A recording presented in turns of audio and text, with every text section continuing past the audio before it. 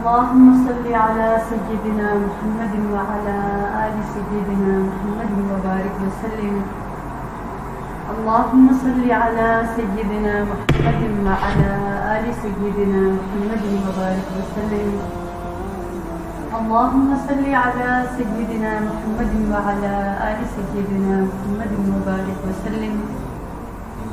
رب اشرح لي صدري ويسر لي أمري واحلل عقدة من لساني يفقه قولي. ربي زدني علما ربي زدني علما ربي زدني علما. اللهم أرنا الحق حقا وارزقنا اتباعه وأرنا الباطل باطلا وارزقنا اجتنابه.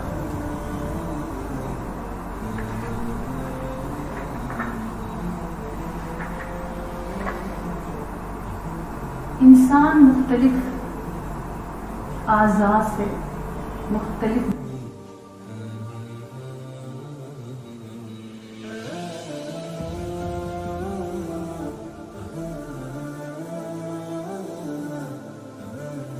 سننا، زبان کا کام بولنا، دماغ کا کام سوچنا اور دل کا کام محبت کرنا ہے.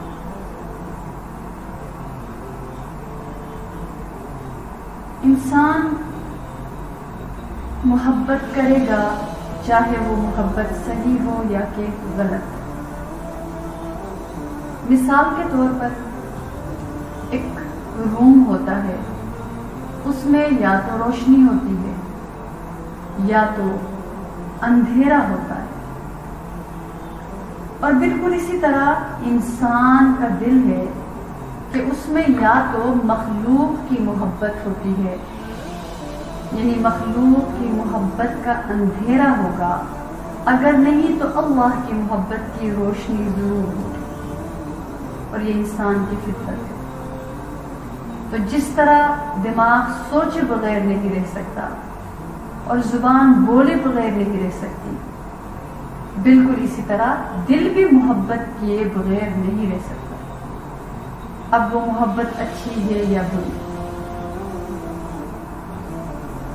اور وہ محبت نورانی ہے یا کہ ظلمانی ہے، یا وہ محبت مخلوق کی ہے یا رب کریم کی ہے. تو انسان محبت کرے گا تو جب وہ محبت خاص ہو جائے اللہ کے لیے تو اس انسان کا حال ہی عجیب ہوتا ہے. پھر وہ پانی کا ایک گھونٹ بعد میں پیتا ہے، پہلے وہ اللہ رب العزت کی طرف اپنے آپ کو راغب کرتا ہے. پہلے بعد میں وہ کھانے کا نوالا منہ میں لے کے جاتا ہے، لیکن پہلے وہ اللہ کا نام لیتا ہے. کوئی بھی اس کی زندگی کا عمل ہو، بعد میں وہ اس کام کو کرتا ہے، لیکن سب سے پہلے اس کام کے بیچ میں اللہ کے نام کو یا اس کام کے شروع میں اللہ کا نام لیتا ہے.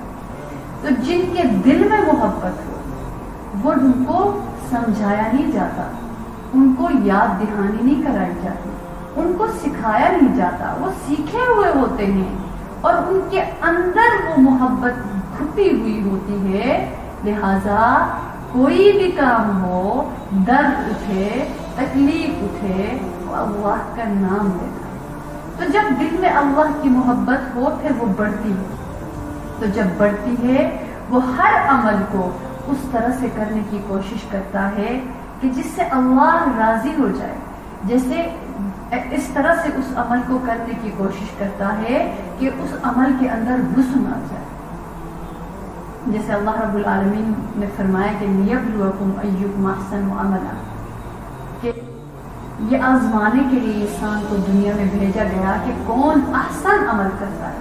تو بندہ جو ہوتا ہے وہ احسن، بہتر، پیارا، خوبصورت عمل کرنے کی کوشش کرتا ہے. جب بھی وہ اللہ کے لیے کرتا ہے، چاہے وہ صدقہ کرے اس میں بھی بہتر صورت کو اختیار کرتا ہے، نماز پڑھے اس کو بہترین کرنے کی کوشش کرتا ہے، زکوٰۃ دے اس میں بھی بہتر طریقے.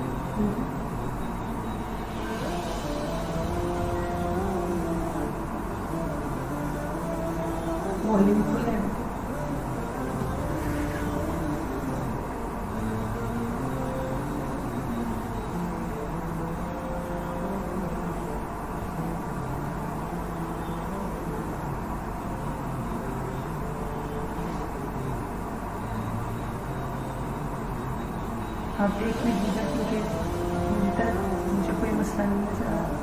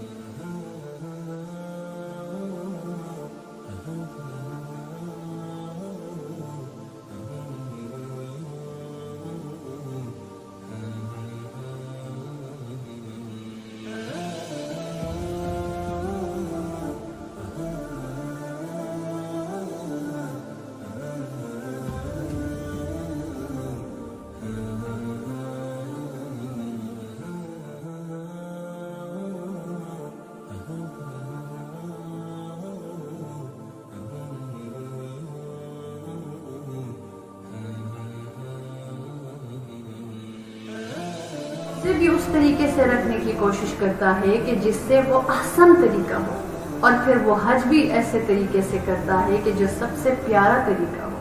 وہ تلاش کرتا ہے، وہ پڑھتا ہے، وہ سیکھتا ہے، وہ پوچھتا ہے کہ کون سا طریقہ سب سے پیارا ہوگا کہ میں جب اللہ کے در پہ حاضر ہو جاؤں تو میری ہر ادا اللہ کو بھا جائے، میری ہر ادا اللہ کو پسند آ جائے.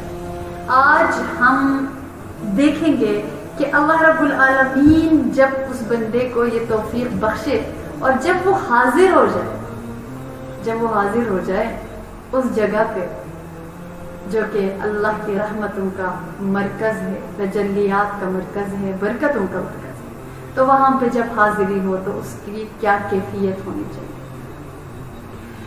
وہاں پر جا کر ظاہر سی بات ہے سب سے پہلے وہ احرام باندھتا ہے، احرام کی نیت کر لیتا ہے، اور احرام کی جب نیت کرتا ہے تو سب سے پہلے جو چیز ہوتی ہے اس کو تلبیہ کہا جاتا ہے.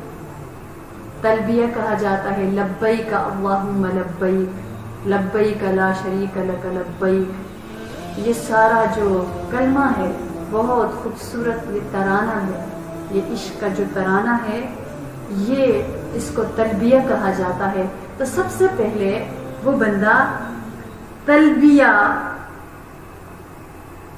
سے وہ اپنے احرام کا آغاز کرتا ہے، اور یہ محبت کا اظہار ہے.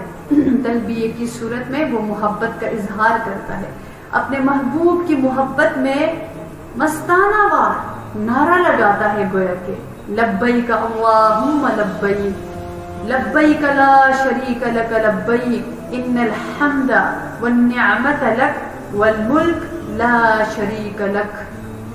اللہ اکبر. اللہ رب العالمین کو یہ تلبیہ اتنا پسند ہے کہ جبرائیل علیہ السلام تشریف لائے اور رسول کریم صلی اللہ علیہ وسلم سے عرض کیا کہ اے اللہ کے حبیب صلی اللہ علیہ وسلم، آپ صحابہ کرام کو فرما دیجئے کہ وہ تلبیہ اونچی آواز سے پڑھے. اللہ پاک اس کو پسند فرما رہے ہیں کہ صحابہ اونچی آواز میں پڑھیں. صحابہ کرام فرماتے ہیں کہ اس کے بعد ہم اتنی اونچی آواز میں تلبیہ پڑھتے اور اتنا کثرت سے پڑھتے تھے کہ ہمارے منہ خشک ہو جاتے تھے. اتنا خوبصورت یہ اللہ کی تعریف ہے کہ میں حاضر ہوں، میں حاضر ہوں، اللہ میں حاضر ہوں. سب تعریف ہیں آپ کے لیے، اللہ میں حاضر ہوں. یعنی ایک سعادت مند غلام، ایک اطاعت گزار بندہ اللہ کے دربار میں آ کے کہتا ہے میں حاضر ہوں اللہ، میں اس لباس میں آ گیا اور میں اپنا رنگ و روپ الگ کر کے وہ جو ایک روٹین کی زندگی تھی، وہ جو میرا عام لباس تھا خاص طور پر مردوں کے اعتبار سے کہ وہ میرا لباس تھا. میں جب آفس جاتا تھا تو کس لباس میں جاتا تھا؟ میں جب اپنے دوستوں سے ملنے جاتا تھا کس لباس سے جاتا تھا، میں کسی فنکشن اٹینڈ کرنے جاتا تھا کس لباس سے جاتا تھا، لیکن آج یہاں پہ کس طرح سے حاضر اور بڑے فخر کے ساتھ اور بڑی شان کے ساتھ کہ وہ لباس جو کہ جس پہ سلائی بھی نہیں لگی ہوئی، لیکن اس کا وقار، اس کی عظمت، اس کا گریس دیکھیے، تو اس کے ساتھ یہ ترانہ پڑھنا، لبیک اللہم لبیک اللہ اکبر کبیرہ۔ تو صحابہ کرام فرماتے ہیں کہ ہماری زبان خشک ہو جاتی تھی ترانہ پڑھتے پڑھتے، اور یہ مرد اونچی آواز میں پڑھتے ہیں لیکن عورتیں آہستہ اس کو پڑھتی ہیں، لیکن پڑھنا دونوں ہے۔ حدیث مبارکہ میں ہے کہ اللہ رب العالمین کو 3 آوازیں بہت اچھی لگتی ہیں۔ پہلی آواز مؤذن کی، جب اللہ اکبر کہتا ہے، یہ اللہ اکبر کہنا اللہ کو بہت پسند ہے، اور دوسری آواز احرام باندھنے کے بعد جب وہ تلبیہ پڑھتا ہے، وہ آواز اللہ کو بہت محبوب ہے، تو اس بات کو اللہ بہت پسند فرماتے ہیں۔ اور تیسری بات، مجاہد جب اللہ کے نام کی تکبیر بلند کرتا ہے تو وہ اللہ کو بہت محبوب کرتا ہے، کہ اللہ کا نام، اللہ کی بڑائی کا اظہار کر کے وہ اللہ کے راستے میں جہاد کے لیے نکلتا ہے، تو یہ اللہ رب العزت کو بہت پسند ہے۔ تو اس ترانے کا اظہار کرنا، اس کے معنی کو اچھی طرح سے سمجھنا کہ آخر اس کلمے میں ہے کیا۔ عموماً ہم سنتے تو ہیں، لیکن اس کے جو الفاظ ہے، تلبیہ کے الفاظ ہے، اس پر غور کرنا چاہیے، اس کو سمجھنا چاہیے، اس کے معنی کو اچھی طرح سے جاننا چاہیے۔ یہ ایک لفظ ہے جس کا مطلب ہے کہ میں اللہ کی ندا پر لبیک کہتا ہوں۔ جب یہ لفظ ادا کریں تو جواب کی قبولیت کی امید رکھیں کہ اللہ کی طرف سے جواب آئے گا، لیکن اس کے ساتھ یہ خوف بھی رہنا چاہیے کہ کہیں میرا جواب رد نہ ہو جائے اور یہ ندا نہ آ جائے، لا لبیک ولا سعدیک، اللہ اکبر۔ تو اس سلسلے میں خوف اور امید کے درمیان میں رہ کر ایک مسلمان کو چاہیے کہ یہ پڑھیں، تاکہ ایک بندگی، ایک عاجزی اس کے اندر ہو، خوف بھی ہو۔ یہ نہیں ہے کہ احرام باندھ کر چلے گئے اور تلبیہ پڑھ لیا تو بس قبول ہی قبول ہے، بلکہ راستے کے خطرات بہت ہیں، شیطان کے حملے بہت ہیں، ایمان بھٹکنے کے چانسز بہت ہیں، اندر جو ہے بڑائی کے جذبات آ سکتے ہیں، ریاکاری آ سکتی ہے، تکبر آ سکتا ہے، فخر آ سکتا ہے، غرور آ سکتا ہے۔ تو اس کلمے کو جب پڑھیں تو اس طرح سے پڑھیں، لبیک اللہم لبیک، خوف کے ساتھ بھی، امید کے ساتھ بھی کہ کہیں اللہ پاک رد نہ فرمائے۔ نہیں، اللہ رد نہیں فرمائیں گے، اللہ جواب دے دیں گے، میں اللہ کے لیے آیا ہوں، میں اللہ کے لیے حاضر ہوں۔ تو جب حاجی لبیک کہیں تو یہ آیت کریمہ ذہن میں رکھیں کہ وَأَذِّن فِي النَّاسِ بِالْحَجِّ، اور لوگوں کو حج کے لیے پکارو، اور لوگوں کو حج کے لیے پکارو۔ یعنی تلبیہ دراصل اسی پکار کا جواب ہے جس کا حکم اس آیت کے ذریعے حضرت ابراہیم علیہ السلام کو دیا گیا تھا۔ تلبیہ کے وقت یہ سوچیں کہ سور قیامت، یعنی جو سور پھونکا جاتا ہے، اس کے ذریعے بھی لوگوں کو پکارا جائے گا، اور لوگ اپنی اپنی قبروں سے اٹھ کر قیامت کے میدان میں جمع ہوں گے۔ ان میں سے کچھ لوگ مقرب قریب والے ہوں گے، کچھ وہ ہوں گے جو غضب الہی کے مستحق ہوں گے، کچھ ٹھکرائے ہوئے ہوں گے، کچھ لوگ امید اور یقین و خوف کی کشمکش میں مبتلا ہوں گے۔ ان کی حالت حجاج کی حالت کی طرح ہوگی، انہیں یہ معلوم نہ ہوگا کہ اللہ پاک نے ان کا حج مقبول فرمایا یا کہ رد فرمایا، کچھ نہیں پتا۔ تو اس طرح کیفیت کے ساتھ انسان اقرار کرے، انسان اعتراف کرے تو اللہ رب العالمین کو اس کی عاجزی پسند آتی ہے، اللہ تعالیٰ کو اس کی وہ ندا پسند آتی ہے تو اس کلمے کو سمجھ کر پڑھنا اور اس کا اس طرح سے اظہار کرنا کہ جو اللہ نے سکھایا، کہ جس طرح ابراہیم علیہ السلام نے بلایا تھا وَأَذِّن فِي النَّاسِ بِالْحَجِّ، کہ لوگوں کو حج کے لیے پکارو اے میرے ابراہیم. تو اس وقت انہوں نے عرض کیا کہ میں کیسے پکاروں اے رب کریم، کہ میری آواز کدھر تک جائے گی؟ اللہ رب العالمین نے فرمایا تھا آپ کا کام پکارنا ہے، بلانا ہے، دلوں تک پہنچانا اور ان کو خبر دینا، ان تک پہنچانا، یہ میرا کام ہے. تو لہٰذا ایک اس تصور کو ذہن میں رکھیں کہ اللہ رب العالمین نے بلایا ہے، ان کی طرف سے بلاوا آیا، میرا نام لکھا گیا تھا، اس لیے میں حاضر ہو رہا ہوں، اس لیے میں حاضر ہو رہی ہوں. تو اس لیے اس کلمے کا اظہار کرنا چاہیے. حدیث پاک میں بخاری شریف اور مسلم شریف کی روایت میں آتا ہے، حضرت عبداللہ بن عمر رضی اللہ تعالی عنہ سے روایت ہے، میں نے رسول کریم صلی اللہ علیہ وسلم کو تلبیہ پڑھتے ہوئے سنا اس حال میں کہ آپ کے سر کے بال جمے ہوئے اور مرتب طور پر لگے ہوئے تھے، جیسے کہ غسل کے بعد سر کے بالوں کا حال ہوتا ہے. یعنی اللہ کے محبوب صلی اللہ علیہ وسلم نہانے کے بعد، غسل فرمانے کے بعد پھر اس کلمے کو پڑھا تھا، لبیک اللہم لبیک لا شریک لک لبیک ان الحمد والنعمت لک والملک لا شریک لک. اس تلبیہ کا اظہار اس لیے اللہ رب العالمین نے اپنے خلیل ابراہیم علیہ السلام کے ذریعے سے اپنے بندوں کو اسی کلمے کے ذریعے سے اللہ تعالیٰ نے صدا دلوائی اور وہ صدا پہنچائی گئی اور اللہ تعالیٰ نے اپنے بندوں کو بلایا. اس لیے حدیث پاک میں آتا ہے کہ رسول کریم صلی اللہ علیہ وسلم نے فرمایا کہ میرے پاس جبرائیل آئے اور انہوں نے اللہ تعالیٰ کی طرف سے مجھے حکم دیا کہ میں اپنے ساتھیوں کو حکم دوں کہ تلبیہ پڑھو. تو لہٰذا یہ خاص ذکر ہے جس کا حکم اللہ نے کیا، جبرائیل علیہ السلام لے کر آئے، اللہ کے محبوب صلی اللہ علیہ وسلم نے اپنے صحابہ کرام کو تعلیم دی، صحابہ کرام نے اطاعت اور بجاوری کا اظہار فرمایا اور آج تک یہی کلمہ بلند ہوتا ہے. اللہ رب العالمین ہم سب کو یہ کلمہ وہاں کی حاضری کے ساتھ بار بار پڑھنے کی توفیق عطا فرمائے اور جواب میں اللہ رب العزت قبولیت ہم سب کو عطا فرمائے. اسی لیے رسول کریم صلی اللہ علیہ وسلم جب تلبیہ سے فارغ ہوتے، یعنی تلبیہ پڑھ کر جب فارغ ہوتے تو اللہ تعالیٰ سے اللہ کی رضا اور جنت کی دعا فرماتے اور اس کی رحمت سے اور دوزخ سے، اللہ رب العزت کی سے جو ہے دوزخ سے پناہ اور خلاصی مانگتے.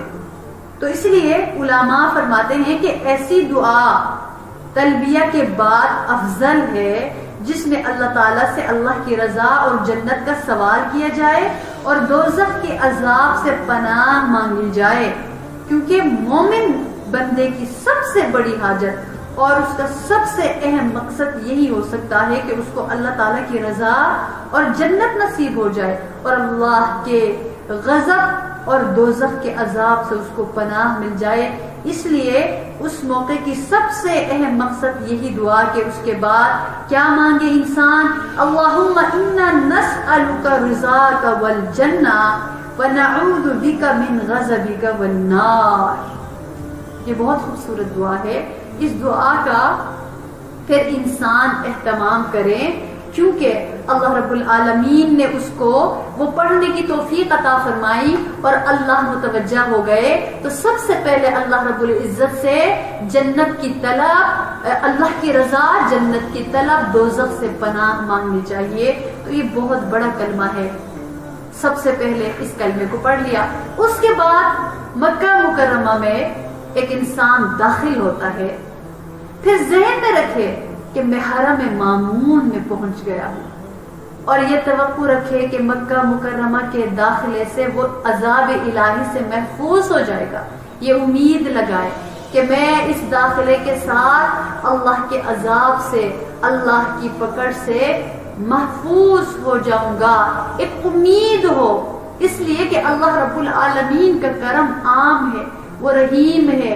خانہ کعبہ بہت ہی محترم ہے، آنے والے کے حق کی وہاں پہ رعایت کی جاتی ہے اور مانگنے والے کو محروم نہیں کیا جاتا. لہٰذا اس بات کا اہتمام کرنا چاہیے. تو سب سے پہلا جو عمل ہے وہ یہ عمل ہے کہ انسان وہاں پر جب جائے احرام کے بعد تلبیہ پڑھے، تلبیہ کے بعد جب مکہ مکرمہ میں داخل ہو جائے تو اللہ سے امید بھی رکھیں، دعا بھی کریں کہ یا اللہ میں اب آپ کے مبارک شہر میں حاضر ہو گیا یا میں حاضر ہو گئی، اے رب العالمین اب میرا یہ گمان ہے کہ میں تمام اب گناہوں سے مامون و محفوظ ہو گیا، شیطان سے بھی، نفس سے بھی، فتنوں سے بھی، گناہوں سے بھی، یا اللہ اگر کہیں ہو تو یا اللہ آپ مجھے بچا لینا، میں بھٹک جاؤں آپ مجھے محفوظ فرمانا، اور میں اپنے آپ کو آپ کی حفاظت میں دے دیتا ہوں۔ اس کے بعد دوسری چیز وہ چیز ہے کہ انسان کعبۃ اللہ کو پہلی مرتبہ دیکھتا ہے، اللہ اکبر، پہلی بار کعبہ پر نگاہ ڈالتا ہے، اور جو کچھ مانگنا ہے وہ دعا قبول ہو جاتی ہے، جیسے کہ یہ حدیث پاک میں بھی آتا ہے، اور ہمارے جو اساتذہ اس چیز کا جو ہے اہتمام کرتے رہے ہیں۔ تو لہٰذا پہلی نظر جب کعبۃ اللہ پر پڑے تو کیا کرنا چاہیے؟ دل میں اس کی عظمت اور جلالت محسوس کریں، اور یہ خیال کریں کہ وہ اس وقت یہ رب کعبہ کے دیدار کا شرف اس کو حاصل ہو رہا ہے، گویا کہ کعبۃ اللہ کا جو دیدار ہے وہ رب کعبہ کے دیدار کے مشابہ ہے، وہ اس گمان کے ساتھ، اور اس وقت یہ بھی امید رکھیں کہ جس طرح اللہ نے اسے اپنے عظیم گھر کی زیارت کی سعادت سے نوازا، اسی طرح اپنے مبارک چہرے اور اپنے دیدار کے شرف سے بھی رب العالمین نوازیں گے، اور اللہ رب العالمین کا اس کے بعد شکر ادا کریں کہ اس نے عظیم مرتبہ پر پہنچایا، اور اپنے پاس آنے والوں کی جماعت میں اس بندے کو بھی داخل فرمایا۔ اس موقع پر جنت میں داخلے کا بھی تصور کریں کہ لوگوں کا ہجوم جنت کے دروازے پر ہوگا، کچھ لوگوں کو داخلے کی اجازت مل جائے گی اور کچھ لوگ واپس کر دیے جائیں گے۔ حج کے دوران جو حالات پیش آئیں سب کا آخرت کے احوال سے موازنہ کرنا چاہیے، حج کے تمام حالات کو آخرت کے حالات پر دلالت کرتے رہیں، اس معاملے میں غفلت کا شکار نہیں ہونا چاہیے، اپنی پوری توجہ، اپنا پورا دھیان اللہ رب العزت کی طرف رکھیں، اور یہ بھی گمان رکھیں کہ میں نے کعبۃ اللہ کو دیکھا، اور یقیناً اللہ رب العالمین نے اس لیے مجھے بلایا کہ وہ مجھے ایک دن مجھے اپنا دیدار نصیب فرمائیں گے انشاءاللہ۔ اس لیے حدیث پاک میں آتا ہے کہ جب انسان کعبۃ اللہ پر یعنی اس کی نظر پڑے، اور پھر حدیث پاک میں آتا ہے کہ ہجر اسود، اس کے بارے میں فرمایا کہ یہ زمین میں اللہ کا دایاں ہاتھ ہے، ہجر اسود زمین میں اللہ کا دایاں ہاتھ ہے، یہ جنت سے آیا ہوا ایک پتھر ہے جو کہ بہت مشہور ہے، تو جو شخص اس کو بوسہ دیتا ہے گویا کہ وہ اللہ کے ہاتھ کو بوسہ دینے کا ثواب حاصل کرتا ہے۔ اس گمان کو رکھ کر جب اللہ اس کو توفیق عطا فرمائے وہ ہجر اسود کو بوسہ دے، لیکن کعبۃ اللہ پر نظر پڑے، ہم یہ کہتے ہیں کہ پہلی نظر پہ جو مانگا جاتا ہے وہ دعا قبول ہو جاتی ہے۔ اللہ بہت کریم ہے، اللہ بہت بلند ہے، اللہ کے پاس بھرے ہوئے خزانے ہیں، لہٰذا جب بھی نظر پڑے ہم دعا مانگیے کریں، جب وہاں پر قیام رہے، جب دیدار کے لیے نظر اٹھے، ہم ہر نظر پر کیوں دعا نہ مانگے؟ پہلی یہ تو بات ہے کہ پہلی نظر پڑے اس کا اثر ہی اور ہوتا ہے، اس وقت بھی دعا مانگے۔ یہ بہت مشہور ہے کہ ہم یہ دعا مانگے کہ جی اللہ پاک جتنی دعائیں میں پوری زندگی مانگوں میری ساری دعاؤں پر قبولیت کی مہر لگا دینا، یہ تو دعا ہم اللہ سے مانگ سکتے ہیں، لیکن پھر اطمینان سے پاس جا کے بیٹھ کر پھر لمبی دعا اللہ رب العزت سے اطمینان کے ساتھ اور حضور قلبی کے ساتھ اللہ کی طرف متوجہ ہو کر وہ دعا مانگنی چاہیے کہ یا اللہ اب میں آ گئی، اب میں بیٹھ گئی، اب میں حاضر ہو گئی، اے رب العالمین اب میں آپ سے مانگ رہی ہوں، بڑی لسٹ نکال کر مانگے، اور پھر اٹھ کر آگے یہ نہ سوچیں کہ کیونکہ پہلی نظر پڑ گئی ہے لہٰذا انسان کئی دفعہ غفلت میں مبتلا ہو جاتا ہے۔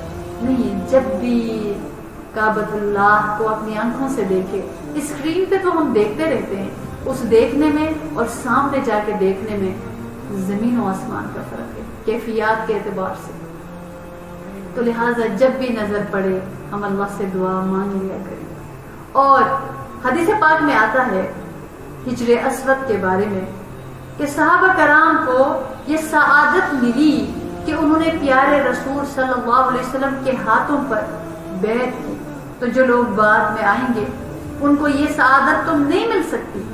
اللہ نے ان کی محرومی کو ختم کرنے کے لیے ہجر اسود کا استلام بنا دیا، یعنی استلام جو اس کو چومنا، ہاتھ لگا کے اس کو چومنا، اگر قریب ہے یہ سعادت ملے تو بڑی بات ہے، لیکن یہ کہ ہر صورت وہاں پہ پہنچنا، چاہے دوسروں کو دھکے دے کر، چاہے ایک عورت ہے غیر محرموں کے بیچ میں گھس کر، کوئی ضروری نہیں ہے۔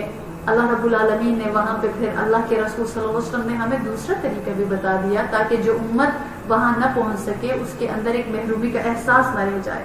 تو لہٰذا اس محرومی کو ختم کرنے کے لیے ہجر اسود کا استلام بنا دیا۔ اس لیے جو کوئی ہجر اسود کا استلام کرتا ہے گویا کہ اس کو اللہ اور اللہ کے رسول کے ساتھ بیعت کرنے کا شرف حاصل ہو جاتا ہے۔ اس شرف کی قدر کریں کہ رب العالمین اس کو وہ موقع عطا فرما رہے ہیں، یعنی یہ یقین رکھیں کہ اللہ تعالیٰ کی اطاعت پر میں بیعت کر رہی ہوں، اور اس وقت یہ بھی عہد کریں کہ میں اپنا وعدہ پورا کروں گی اللہ پاک، اور اس عہد کی تکمیل میں کروں گی۔ تو اس بات کا خیال رکھیں، اسی لیے حدیث پاک میں آتا ہے ہجر اسود زمین میں اللہ تعالیٰ کا دایاں ہاتھ ہے۔ اللہ اپنی مخلوق سے اسی طرح مسافہ کرتے ہیں جس طرح آدمی اپنے بھائی سے مسافہ کرتا ہے، یعنی وہاں پہ جا کے وہ یہ گمان کریں، اور اگر ہاتھ نہ پہنچے دور سے جو استلام کیا جاتا ہے اس میں بھی اپنے آپ کے لیے اسی سعادت کو دیکھیں کہ مجھے یہاں پہ بھی وہ سعادت نصیب اللہ نے فرمائی، کیونکہ اللہ کو شکر گزار بننا پسند ہے۔ کبھی جو اللہ وہ انسان وہاں کوشش کرے لیکن اس کوشش کے باوجود بھی اس کو وہ چیز اس کمال کے ساتھ نہ ملے تو یہ سوچنا چاہیے کہ اللہ کے ہاں میرے لیے یہی چیز رکھی گئی ہے اور اسی میں مجھے وہ پورا ثواب عطا کر دیا جائے گا، مجھے وہ پورا ثواب مل جائے گا۔ اس کے بعد اگلا جو عمل ہوگا، بیت اللہ شریف کا جو دروازہ ہے وہ در محبوب ہے، وہ محبوب کا دروازہ ہے، لہذا اللہ رب العالمین سے جب اس دروازے پہ اس کو پکڑ کر دعا مانگنے کا موقع ملے، وہاں پہ بھی دھکا نہیں دینا چاہیے، کسی کو پیچھے آگے کر کے، خاص طور پر احرام کی حالت میں آپ خانہ کعبہ کے غلاف کو ادھر ادھر ہاتھ نہیں مارنا چاہیے، کیونکہ وہاں خوشبو لگی ہوتی ہے اور احرام کی حالت میں خوشبو ممنوع ہے۔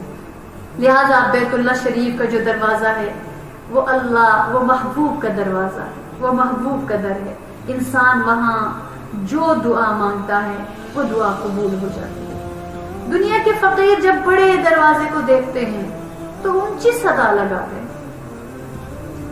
ان کو یقین ہوتا ہے کہ وہ یہاں سے خالی ہاتھ نہیں لوٹیں گے، اور جو اللہ کے در پر پہنچے تو سوچیے اس کو کتنے یقین سے آواز لگانی چاہیے اور اس کو دعا مانگنی چاہیے۔ دنیا میں فقیروں کو دیکھا وہ دروازوں پہ جاتے اور بلاتے رہتے، پکارتے رہتے، صدا دیتے، تو وہاں پر جب بندہ جائے کعبۃ اللہ کے دروازے کو جب چھو لے اور اس کے سامنے اللہ اس کو جانے کی توفیق عطا فرمائے، پھر اس کو کچھ یاد نہیں رہنا چاہیے۔ کیسے پھر یاد رہ جاتا ہے کہ وہاں پہ سیلفی بنائے، کیسے پھر یاد رہ جاتا ہے کہ کسی سے اپنی وہاں پہ تصویریں بنوائے، کیسے یاد رہ جاتا ہے وہاں پہ ویڈیو بنائے۔ دل کیسے منتشر نہیں ہو سکتا اس بندے کا، وہاں پہ دل و جان سے وہ رب العالمین کی طرف متوجہ ہو اور اپنے آپ کو فقیر جانے، محتاج جانے۔ جیسے ایک فقیر ہوتا ہے اور جس کے گھر میں وہ سوچ رہا ہے کہ میرے گھر میں نہ کوئی پانی ہے، نہ کوئی آٹا ہے، نہ کوئی بچوں کو کھلانے کا کوئی بھی ذریعہ ہے، کچھ بھی نہیں ہے، اور وہ اسی امید سے کسی دروازے پہ آ کے بیٹھتا ہے، کیا وہ وہاں پہ بیٹھ کر کسی مزے کی گپ شپ پہ رہتا ہے، یا کسی ادھر ادھر کی باتوں میں لگ جاتا ہے، یا کوئی اپنی پسندیدہ کوئی کھیل لے کر بیٹھ جاتا ہے؟ نہیں، وہ اپنے آپ کو مصیبت زدہ سمجھتا ہے، وہ اپنے آپ کو محتاج سمجھتا ہے، اور اس کو جلدی ہوتی ہے، اس کی آہیں لگی ہوتی ہیں کہ کب دروازہ کھلے گا، مجھے کچھ ملے گا اور میں جا کر اپنے بچوں کا پیٹ تو بھروں، کچھ تو ملے۔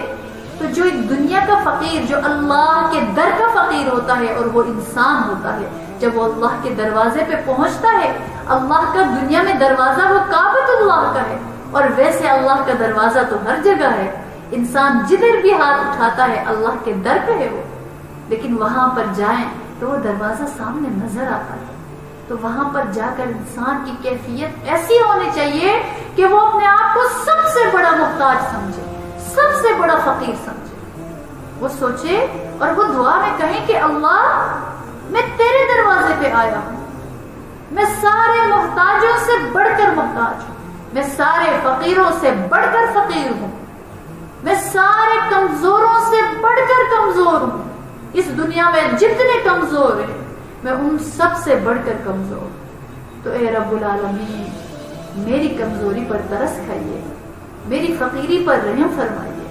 اللہ میری پکار پر جواب دیجیے، میری طرف متوجہ فرمائیے، میری طرف توجہ فرمائیے میرے پروردگار، میں حاضر ہوں۔ پھر اللہ سے فقیر بن کر مانگے، پھر اللہ سے محتاج بن کر مانگے، تو انسان دعا مانگے، وہاں اللہ رب العزت سے اللہ کو مانگے، وہاں اللہ رب العزت سے اللہ کے رسول کو مانگے، وہاں دنیا و آخرت کی بھلائیوں کو مانگے، وہاں اللہ سے قبولیت مانگے، وہاں اللہ سے عافیت مانگے، وہاں اللہ سے ہدایت مانگے، بہت دعائیں ہو سکتی، اور کہیں کہ میں اللہ بہت دور سے آیا اور بہت دیر سے آیا، اللہ میں آپ کو منانے کے لیے آیا، اے رب کریم جب کپڑا میلا ہو جاتا ہے دھونے کے لیے دھوبی کے پاس پہنچا دیا جاتا ہے، اور ہم اپنے دلوں کو گناہوں کی وجہ سے میلا کر بیٹھے، اللہ اس کو دھلوانے کے لیے ہم آپ کی خدمت میں حاضر ہیں، اللہ ہمارے دلوں کو دھو دیجئے، ہمارے دلوں کے زنگ کو اتار دیجئے، یا اللہ ہم پر توجہ فرمائیے۔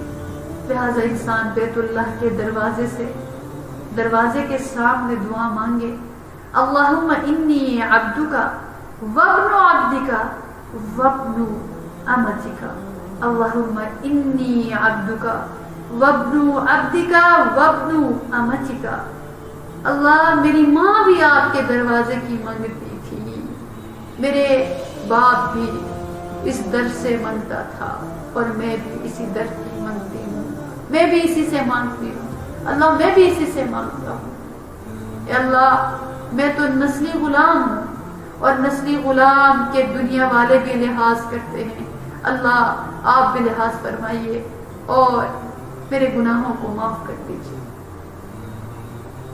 تو مومن جب احرام باندھ کر نکلتا ہے تو وہ اللہ کے گھر کے دروازے پر پہنچ جاتا ہے، اور وہاں سے جو مانگے اللہ اسے عطا فرماتے ہیں، تو وہاں پہ اللہ سے مانگے، یہ بھی بہت بڑی دعا ہے، کعبۃ اللہ کا دروازہ۔ اور جیسے کہ ہجر اسود کے بارے میں جو میں نے عرض کیا تھا کہ ہجر اسود پہ پہنچنا اللہ پہنچا دے تو کرم ہے، نہ پہنچائے تو بھی کرم ہے، کیونکہ اللہ نے بلایا تو۔ پھر اگلی بات ہے کہ ہجر اسود اور باب کعبہ کے درمیان ملتزم ہے، ملتزم وہاں پر دعائیں قبول ہوتی ہیں، ملتزم پہ جو مانگا جاتا ہے اللہ تعالیٰ ان دعاؤں کو قبولیت سے نوازتے ہیں۔ اسی لیے حدیث پاک میں آتا ہے کہ حضرت عمر بن شعیب اپنے والد شعیب بن شعیب سے روایت کرتے ہیں کہ انہوں نے بیان کیا کہ میں اپنے دادا عبداللہ بن عمر بن عاص رضی اللہ تعالی عنہ کے ساتھ طواف کر رہا تھا اور میں نے کچھ لوگوں کو دیکھا کہ وہ بیت اللہ سے چمٹ رہے ہیں، تو میں نے اپنے دادا سے عرض کیا کہ ہم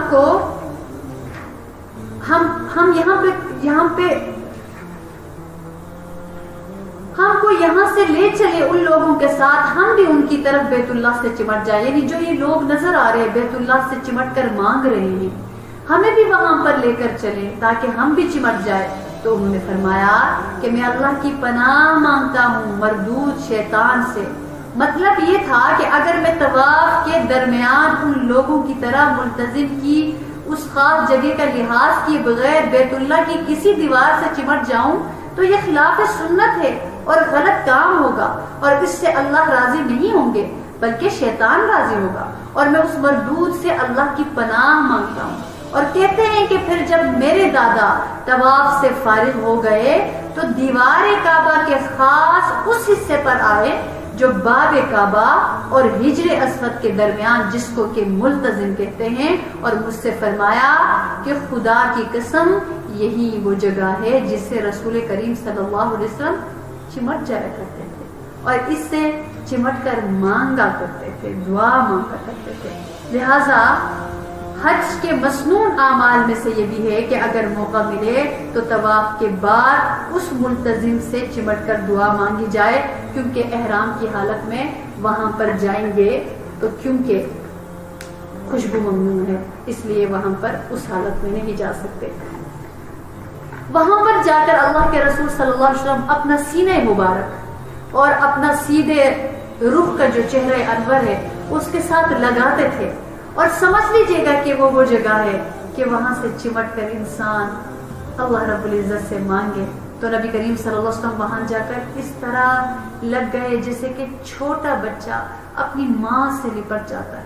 حضرت عمر رضی اللہ تعالی عنہ نے دیکھا پیارے رسول صلی اللہ علیہ وسلم جب ملتزم سے پیچھے ہٹے تو مبارک آنکھوں میں آنسو تھے، اور فرمایا عمر یہ وہ جگہ ہے جہاں آنسو بہائے جاتے، یہ وہ جگہ ہے، یہ وہ مقام ہے جہاں آنسو بہائے جاتے۔ تو وہاں پر جا کر سب سے بڑی دعا اللہ کی رضا کو مانگنا ہے، اس کے بعد جو دنیا اور آخرت سے متعلق جتنی دعائیں ہیں، بس یوں تصور ہو کہ مجھے میری ماں کا ان کی گود مل گئی اور میں اس گود سے لپٹ کر روؤں گا، فریاد کروں گا، تڑپوں گا اور اللہ کو مناؤں گا۔ وہ راز کی دعا وہاں پر جا کر، جیسے ایک بچہ جس کو کوئی دھکا دیتا ہے، کوئی مارتا ہے، اور وہ مار کھا کر آ کے اپنی ماں کی گود میں وہ بچہ چھپ جاتا ہے، اس کو سکون ملتا ہے اور وہ روتا ہے، رو کر سناتا ہے، تو اس کیفیت کے ساتھ کہ اللہ کی رحمت کی گود میں اس کو سہارا مل گیا، اس کو پناہ مل گئی، تو لہٰذا اپنے دل کا درد بیان کرے وہاں پر۔ اگر زیادہ موقع ملے بہت بڑی بات ہے، اگر لوگ کم ہوں، لیکن اگر لوگ وہاں پہ انتظار کر رہے ہیں تو یہ اچھا نہیں ہے، دوسروں کو بھی موقع دینا چاہیے، اور پھر جب بھی موقع ملے وہاں جانا چاہیے اور وہاں پر جا کر اللہ رب العزت سے مانگنا چاہیے۔ اور پھر جو غلاف کعبہ ہے اس کے بعد ملتزم سے ہٹ کے غلاف کعبہ، یہ محبوب کے دامن کے معنی ہے، اس لیے انسان دعا مانگے اور اپنے رب کو منانے کی کوشش کرے کہ اس دامن کو پکڑ لیا، یا اللہ اب اپنا بنا لیجئے، جیسے چھوٹا بچہ اپنی ماں کے پیچھے پیچھے چلتا ہے اور کسی دامن کو پکڑ کر، دوپٹے کے کونے کو پکڑ کر، تو وہ بچے کی مانند اپنے آپ کو سمجھے کہ جیسے چھوٹا بچہ ہوتا ہے، جس طرح وہ بچہ اپنی ماں کے پیچھے پیچھے پھرتا ہے، تو وہ اس غلاف کعبہ کو یوں ہاتھ لگا کر تصور کرے کہ جیسے کہ اللہ کی رحمت کے دامن کو میں نے پکڑ لیا، اب میں نے نہیں چھوڑنا اس دامن کو، یا اللہ میں نے تصور میں آپ کی رحمت کے دامن کو پکڑ لیا، یا اللہ یہاں سے میں جاؤں گی، یہاں سے میں جاؤں گا، میں بہک سکتا ہوں، مجھے شیطان بہکا سکتا ہے، مجھے نفس بہکا سکتا ہے، مجھے فتنے بہکا سکتے ہیں. یا اللہ میں آپ کی رحمت کے دامن کو پکڑ کر فریاد کر رہا ہوں، اے مالک جب میں یہاں سے جاؤں تو یہ رحمت مجھ سے واپس نہ لے لینا. یہ رحمت کا دامن، یہ تصور کا جو رحمت کا دامن ہے اس کو تو پکڑ لیا. یا اللہ اپنی رحمت کا دامن مجھے تھما دینا اور پھر کبھی بھی مجھے تنہا نہ چھوڑ دینا. یا اللہ مجھے کبھی بھی اکیلا نہ چھوڑ. تو انسان اس تصور کو لے کر کعبۃ اللہ کو پکڑ کر، وہاں پہ کچھ لوگوں کو میں نے خود دیکھا کہ وہاں سے دھاگے ایسے کھینچ کھینچ کے نکال رہے تھے، ایسے یوں یوں کر کے وہاں سے دھاگے. ایسا نہیں کرنا چاہیے. وہ اللہ کی رحمت کے دامن کی مانند ہے، اس کی عزت ہوتی ہے، اس کی عظمت ہوتی ہے، اس کا ادب ہوتا ہے. کہیں سے حاصل ہو جائے غلاف کعبہ کا کوئی ٹکڑا، وہ بڑی سعادت کی بات ہے. کوئی دے دے، گفٹ دیتے ہیں لوگ ایک دوسرے کو، وہ ٹھیک ہے.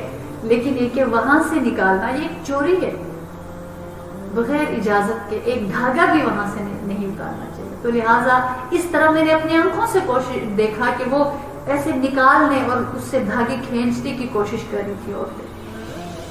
وہاں سے یہ کام نہیں کرنا. اس کا فائدہ کیا ہے؟ اس دامن کو پکڑ کر اللہ کی رحمت کا تصور کر کے، یا اللہ آپ اس دامن کو پکڑ دیا، یا اللہ مجھے کبھی بھی پھر دوسروں کے حوالے نہ فرما. اور پھر جب وہاں سے ہٹ جائے تو حتیم کا حصہ ہے، وہ بیت اللہ کا حصہ تھا. اللہ نے اس کو قریش مکہ کے ذریعے سے باہر نکلوا دیا تاکہ نبی کریم صلی اللہ علیہ وسلم کی امت کے جو لوگ جائیں انہیں بیت اللہ میں نماز پڑھنے کا ثواب ملے. گویا اندر نماز پڑھ رہے ہیں تو ہر کوئی اندر تو نہیں جا سکتا.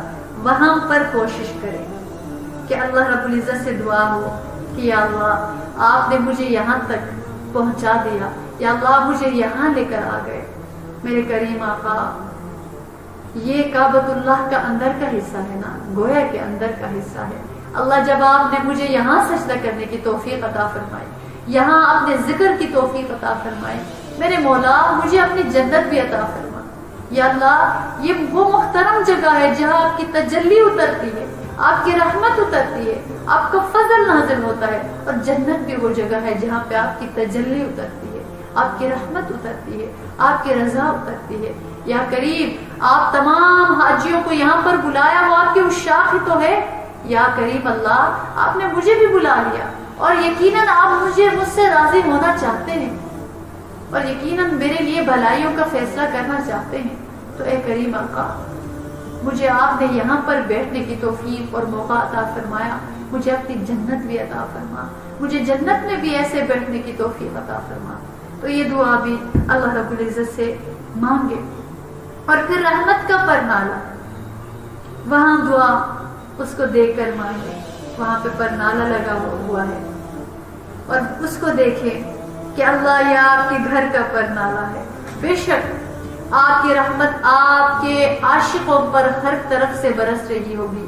اللہ اپنی رحمت کے اس پرنالے کے ذریعے سے اپنی رحمت کا پانی میرے دل پر بھی انڈیل دیجئے اور میرے دل کی سیاہیوں کو، تاریکیوں کو، غموں کو اور کدورتوں کو دھو کر میرے دل کو اپنی محبت سے آراستہ فرما لیجئے. تو یہ دعا جب انسان اللہ سے مانگتا ہے کہ وہ دعا وہ عمل ہے کہ بندہ اس کو چھوڑ نہیں سکتا. وہاں بدلتے ہوئے حالات ہوتے ہیں، ایک سے بڑھ کر ایک چیز سامنے آ جاتی ہے، تو ان موقعوں کو ضائع کیے بغیر اللہ سے مانگتے چلے جانا ہے. کئی دفعہ ہم کتاب اپنے ہاتھ میں لیتے ہیں اور وہ پڑھتے چلے جاتے ہیں اور کسی سے ٹکراتے ہیں، دھیان نہیں ہوتا. تو جو دعائیں ہمیں عربی میں یاد ہیں، جب ہم بیٹھیں اور ہمیں بہت ساری دعائیں نہیں یاد تو پھر ہم کھول کر پڑھ لیں اور دعا کی کیفیت کے ساتھ ان کتاب سے دعائیں نکال کر پڑھ لیں. لیکن جب ہم چل پھر رہے ہوں تو اللہ تعالیٰ سے اپنے دل کی دعائیں مانگیں. اپنی زبان میں جو دعائیں ہمیں مانگی آتی ہیں ہم وہ دعائیں مانگ سکتے ہیں. وہ جو کیفیت کے ساتھ انسان مانگ سکتا ہے وہ چلتے ہوئے بک سے دیکھ کر نہیں پڑھ سکتا. وہ پڑھنا ہے، مانگنا نہیں. اگلا عمل ہے طواف کا عمل. یہ جو 7 چکر لگائے جاتے ہیں یہ ایسا ہی ہے جو کہ شمع کے گرد परवाना चक्कर लगाता है। लिहाजा इसको ऐसे ही तसव्वुर करें कि तवाफ ये असल में देखा जाए तो ये नमाज की मानिंद की चीज है। तवाफ असल में नमाज की मानिंद की चीज है। नमाज की तरह तवाफ में भी खुशू खुजू की जरूरत है, ताजीम की जरूरत है, खौफ और रजा की जरूरत है कि हाजिर दिमाग रहे, उसका दिलो दिमाग मुतवज्जा हो। तवाफ एक ऐसी इबादत है जिसमें मशगूल होने से इंसान मलाइका के साथ उसकी मुशाबिहत होती है। जिस तरह के मलाइका अर्श के गिर्द जमा होकर तवाफ करते हैं, गोया कि ये बंदा भी तवाफ कर रहा होता है तो उसकी मुशाबिहत होती है फरिश्तों के साथ। तो आदमी का जिस्म खाना काबा का तवाफ करें ये तो जाहिरन होता है, लेकिन असल में इंसान का दिल उसके गिर्द घूमे और जो जिक्र इलाही जो उसके दिल में है असल में वो अल्लाह के जिक्र से तवाफ कर रहा होता है। तो उस तवाफ का तरीका ये है कि गुफ्तगू का आगाज भी जिक्र इलाही से हो और उसका जो इख्तिताम है वो भी जिक्र इलाही से हो। इसलिए उलमा फरमाते हैं कि आसमान का बैतुल मामूर जमीन यानी आसमान का बैतुल मामूर जमीन के काबा के बिल्कुल मुकाबिल है। तो फरिश्ते बैतुल मामूर का इसी तरह तवाफ करते हैं जिस तरह लोग काबा का तवाफ करते हैं। तो लिहाजा उस इंसान की मुशाबिहत फरिश्तों के साथ हो जाती है। तो जब उस कैफियत में वो इंसान आ जाते हैं तो फिर उनकी कल्ब की क्या कैफियत होनी चाहिए, कल्ब की क्या हालत होनी चाहिए, ये बहुत जरूरी है।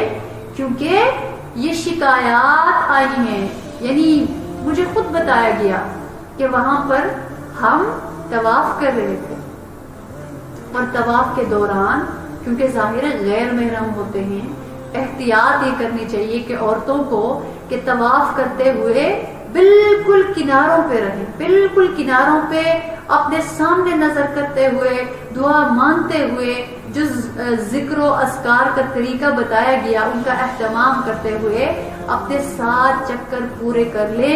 वरना अगर अंदर इंसान घुसता चला जाता है, खासतौर पर औरतें, तो वहां पे बहुत ज्यादा टकराने का खदशा है। और लिहाजा बल्कि जो परहेज करने वाली औरतें होती हैं उनको तो वैसे भी परेशानी होती है, क्योंकि मर्दों का जो एहराम की हालत में लिबास होता है तो वो उस हालत में मर्द होते हैं। तो अपने आप को बिल्कुल किनारों पे रखें, क्योंकि आजकल इतना फितना है। ये बहुत पहले की बात है जो मुझे बताई गई थी, अब तो फितना उरूज पे है। अल्लाह अकबर। उन्होंने बताया कि इसी तरह तवाफ के चक्कर में पीछे से आदमी ने उसको पकड़ लिया, औरत को। उस औरत का मर्द उसके सामने था और वो मर्द के कंधों पे हाथ रखकर जा रही थी और पीछे से आदमी ने एकदम से पकड़ लिया और आगे फिर निकल गया। तो वो कहती है कि मुझे तो चक्कर आ गए कि मैं परेशान हो गई। तो खैर कोशिश ये करनी चाहिए। इसलिए अल्हम्दुलिल्लाह जो जान कर सीख कर जाते हैं जो होते वो ख्याल रखते हैं वहां पर जाकर कि तवाफ बिल्कुल इत्मीनान से यकसू होके उस दौरान लोग कोशिश करते हैं कि हम इधर भी पहुंचे उधर भी पहुंचे, बहुत ही ताजीम के साथ, बहुत ही अजमतों के साथ, बहुत ही अदब के साथ, बहुत ही कैफियत के साथ और अल्लाह से दुआ मांगते हुए तवाफ का एहतमाम करना चाहिए। क्योंकि तवाफ इबादत की तरह, नमाज की तरह की चीज है, लेकिन इतना फर्क है कि नमाज में इंसान बातें नहीं कर सकता, तवाफ के दौरान बातें कर सकता है। जितने दुआएं हैं वो मांग ले। फिर जब एहराम से निकल जाए तो जो आम तवाफ है, क्योंकि वहां पे ज्यादा से ज्यादा तवाफ करते रहना चाहिए, उम्रे के अलावा भी, हज के दिनों के बाद भी जब मौका मिले, तो उस दौरान इंसान फिर कोशिश करे हतीम तक जाने की भी और बाब काबा पे जाके दुआ मांगने की भी, मुल्तजिम से लिपटने की भी, और अगर अल्लाह मौका दे रश ना हो, ये किस्मत की बात है, हिजर अस्वद को छूने और उसका बोसा देने की भी। तो इन कैफियत की उस सूरत में ख्याल रखे। लेकिन जब तवाफ करें वक़ार के साथ, अदब के साथ, अजमत के साथ और एहतराम के साथ, क्योंकि अल्लाह रब्बुल इज्जत का वो घर है और हम अल्लाह की तजल्लियात के गिर्द, अल्लाह की रहमतों के गिर्द फेरे लगाते हैं। जैसे कि शम्मा परवाना जो है शम्मा के गिर्द फेरे लगाता है, इस कैफियत के साथ वहां पर इंसान جائیں اور اللہ رب العزت سے مانگیں. تو وہاں پر کیا کیفیت ہو کہ اللہ رب العزت گویا کہ کہہ رہے ہیں کہ میرے بندو، یہ میری جو تجلیات نازل ہو رہی ہیں یہ شمع کی مانند ہے، تم پروانے بن جاؤ، آؤ میرے گھر کا طواف کرو، 7 چکر میں اگر موقع ملے تو ہجر اسود چوم لے، نہیں تو بعد میں سب سے مناسب یہی ہے کہ بعد میں وہاں پر جانے کی کوشش کرے. آج کل تو ناممکن ہے، ورنہ دور سے اشارہ کر کے اپنے ہاتھوں کو چوم لے، اس کو استلام کہتے ہیں. کسی کو تکلیف نہیں دینا چاہیے، عبادت کے موقعوں پہ ثواب کمانا چاہیے، نہ کہ عبادت کے موقعوں پہ دلوں کو توڑنا چاہیے، اذیت دینی چاہیے اور کسی کو تکلیف پہنچانی چاہیے. مجنون نے کہا تھا کہ میں لیلا کے گھر کا چکر لگاتا ہوں، کبھی میں اس دیوار کو بوسے دیتا ہوں، کبھی اس دیوار کو، اور یہ اس مکان کی محبت نے مجھے بے حال نہیں کیا، بلکہ اس مکان کا جو مکین ہے اس کی محبت نے مجھے دیوانہ بنا دیا. تو مومن بھی اسی طرح بوسے دیتا ہے ہجر اسود کو. کوئی پتھر کی محبت یہ نہیں ہے کہ وہ پتھر کی محبت کی وجہ سے، بلکہ جو تجلیات وہاں نازل ہوتی ہیں وہ ان کی محبت دل میں ہوتی ہے. اور یہ بھی کہ اس ہجر اسود، سبحان اللہ، اس پر اللہ کے رسول نے بھی بوسہ دیا، اس پر جبرائیل علیہ السلام نے بھی بوسہ دیا، اس پر ابراہیم علیہ السلام نے بھی بوسہ دیا، اس پر تمام انبیاء کرام نے بوسہ دیا، اس پر محمد رسول اللہ کا بوسہ، اس پر تمام صحابہ کرام کے بوسے. تو اتنی محترم وہ جگہ ہے، سبحان اللہ. یہ سعادت ملے اور پھر وہ اللہ سے دعا کریں کہ یا اللہ آپ نے مجھے یہ توفیق نصیب فرمائی کہ میں نے اس کو بوسہ دیا. اے کریم آقا، قیامت کے روز رسول کریم صلی اللہ علیہ وسلم کے مبارک ہاتھ کو بوسہ دینے کی توفیق عطا فرما. اے کریم اللہ، قیامت کے روز ہمیں وہ توفیق عطا فرما کہ ہم اتنے مقبول ہو جائیں کہ ہم آپ کے محبوب صلی اللہ علیہ وسلم کے مبارک ہاتھ کو بوسہ دیں. دعا مانگنے میں کیا ہے؟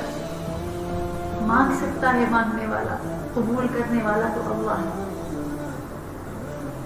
عام طور پر شریعت اچھے کاموں میں دائیں طرف کو مقدم، یعنی اس کو پہلے رکھا جاتا ہے بائیں پر، لیکن جب طواف کرتے ہیں تو وہ اینٹی کلاک کرتے ہیں. کیوں؟ اس میں کیا راز ہے؟ دل تو چاہتا ہے کہ یہ بھی سیدھی طرف سے ہو، لیکن یہ طریقہ ویسا نہیں ہے. تو اس میں بھی یہ راز ہے کہ جس طرح کہا جاتا ہے نا کہ دل کے قریب، کہ تمہارا دل میرے قریب رہے، تمہارا دل میرے پہلو کے قریب رہے. تو محبت دل کو قریب کرنا چاہتی ہے، جتنا دل قریب ہو سکے اتنا بہتر ہے. تو محبت یہ چاہتی ہے. تو جب یہ دستور ہے تو محبت کی دنیا کا دستور ہے. تو رب کریم نے بھی طواف میں حکم فرمایا، میرے بندو تم طواف کرو، مگر کس سمت میں کرو؟ اینٹی کلاک کرو. اس لیے کہ اگر تم دوسری سمت میں کرو گے تو تمہارا دل دور ہوگا میرے گھر سے. محبت تو قرب چاہتی ہے، لہذا تم دوسری سمت چکر لگاؤ. اس طرح تمہارا دل میرے گھر کے بہت قریب ہوگا، یعنی کہ مجھ سے بہت قریب ہوگا. ویسے تو دل مومن کا جدھر بھی ہو وہ اللہ کو پکارے وہ قریب ہوتا ہے، فإنی قریب، لیکن وہاں کی کیفیت کچھ اور ہوتی ہے. تو لہذا دل اللہ کے قریب ہوتا ہے. تو اس لیے وہاں پر اپنے دل کے لیے اللہ سے مانگے، اے پروردگار یقیناً آپ کی تجلیات اتر رہی ہیں، آپ کی رحمتیں اتر رہی ہیں. یا اللہ میرا دل کبھی سخت ہو جاتا ہے، کبھی پتھر بن جاتا ہے، کبھی گناہوں کے زنگ چڑھ چڑھ کر یہ دل گناہوں سے چور ہو جاتا ہے، گناہوں سے مغلوب ہو جاتا ہے. اس میں سختی آتی ہے، اس میں غفلت آتی ہے. یا اللہ آج اپنی تجلیات سے اس دل کو دھو دیجئے. یا اللہ آج اپنی رحمتوں سے میرے دل کو بھر دیجئے. اللہ آج اپنے کرم کی نظر اس دل پر ڈال دیجئے. یا اللہ اس کو اپنی رحمت کے غلاف میں چھپا لیجئے کہ تاکہ دنیا کے فتنوں کا اثر اس دل کے اوپر نہ ہو سکے. تو یہ انسان اللہ رب العزت سے دعا کرے، اللہ رب العالمین اس کی اس دعا کو رد نہیں فرماتے، کیونکہ وہ طواف کے دوران مانگتا جا رہا ہے، اللہ تعالیٰ کیسے رد فرما سکتے؟ پھر وہاں سے آگے جائے مقام ابراہیم، اللہ تعالیٰ کتنے قدردان ہے کہ ابراہیم علیہ السلام نے اللہ کا گھر بنایا، اللہ نے ان کے قدموں کے نشان آنے والوں کے لیے سجدہ گاہ بنا دیا۔ وَاتَّخِذُوا مِن مَّقَامِ إِبْرَاهِيمَ مُصَلًّى،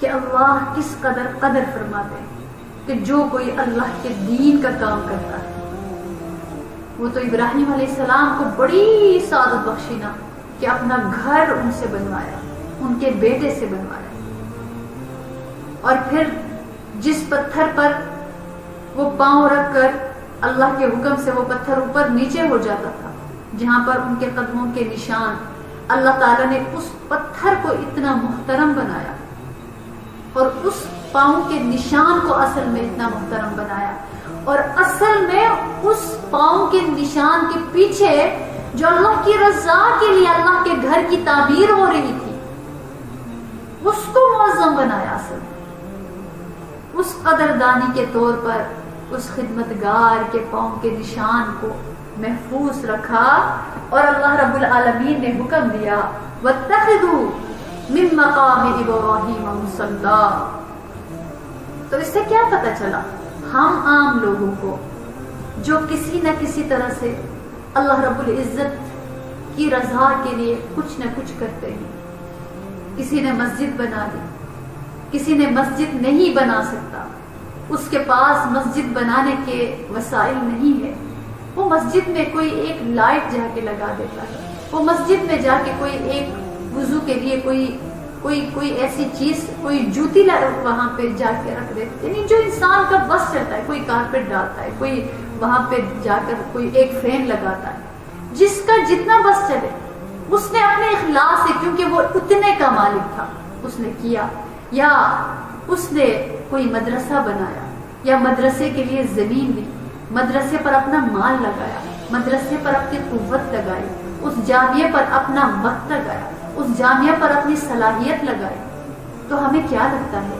اللہ رب العالمین اس سے پتہ چل رہا ہے کہ ہمیں کیا لگتا ہے، اللہ تعالیٰ ان لوگوں کی قدر نہیں فرمائیں گے؟ کیا اللہ رب العالمین ان کو شاباش نہیں دیں گے؟ کیا اللہ رب العالمین اس چیز کا عوض ان کو نہیں دیں گے؟ کیونکہ اللہ تعالیٰ نے ابراہیم علیہ السلام کے اس پاؤں کے نشان کے ذریعے سے ہمیں بتا دیا کہ میرے بندو جو میرے دین کا کام کریں گے، میرے لیے میرے گھر کی حفاظت کریں گے، تعمیر کریں گے، محنت کریں گے، میں ان کے نشان قدم کو محفوظ کروں گا، ان کے نقش قدم پر اپنے بندوں کو چلاؤں گا، اور ان کے کام کو لوگوں کی نظر میں پسندیدہ بناؤں گا، اور ان کے کام سے شر کو نکال کے خیر ڈالوں گا، اور ان کے کام کو اپنی رضا کے مطابق بناؤں گا، لوگوں کے لیے مثال بناؤں گا۔ تو جو کوئی اللہ کے دین کا کام کرتا ہے، کوئی بھی ایسا اپنا وقت اس راستے میں لگا تو اللہ اس کی بھی اسی طرح قدردانی فرماتے ہیں، دنیا میں بھی اور آخرت میں۔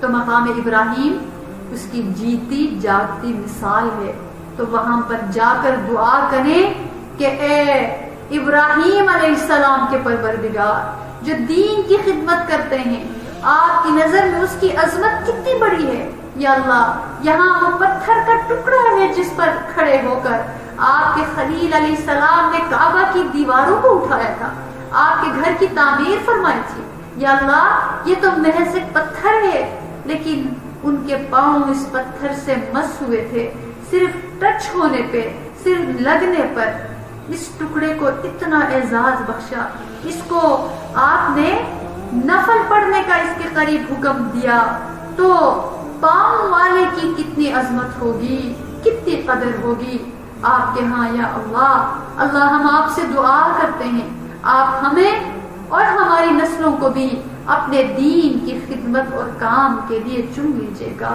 اور قبول کر لیجیے گا، یا اللہ ہمارے نشان قدم کو بھی اگلوں کے لیے ایسا بنا لیجیے گا کہ وہ ہمارے کام ایسے نیک ہوں، ایسے اچھے ہوں کہ بعد کے لوگ ہمارے ان قدموں پر چلے، یعنی ہمارے ان کاموں کی طرح کام کریں۔ اللہ ہماری نسلوں کو ایسے راستے پر چلانا کہ وہ جو بھی ان کے قدموں پر چلے ہمارے لیے صدقہ جاریہ بن جائے۔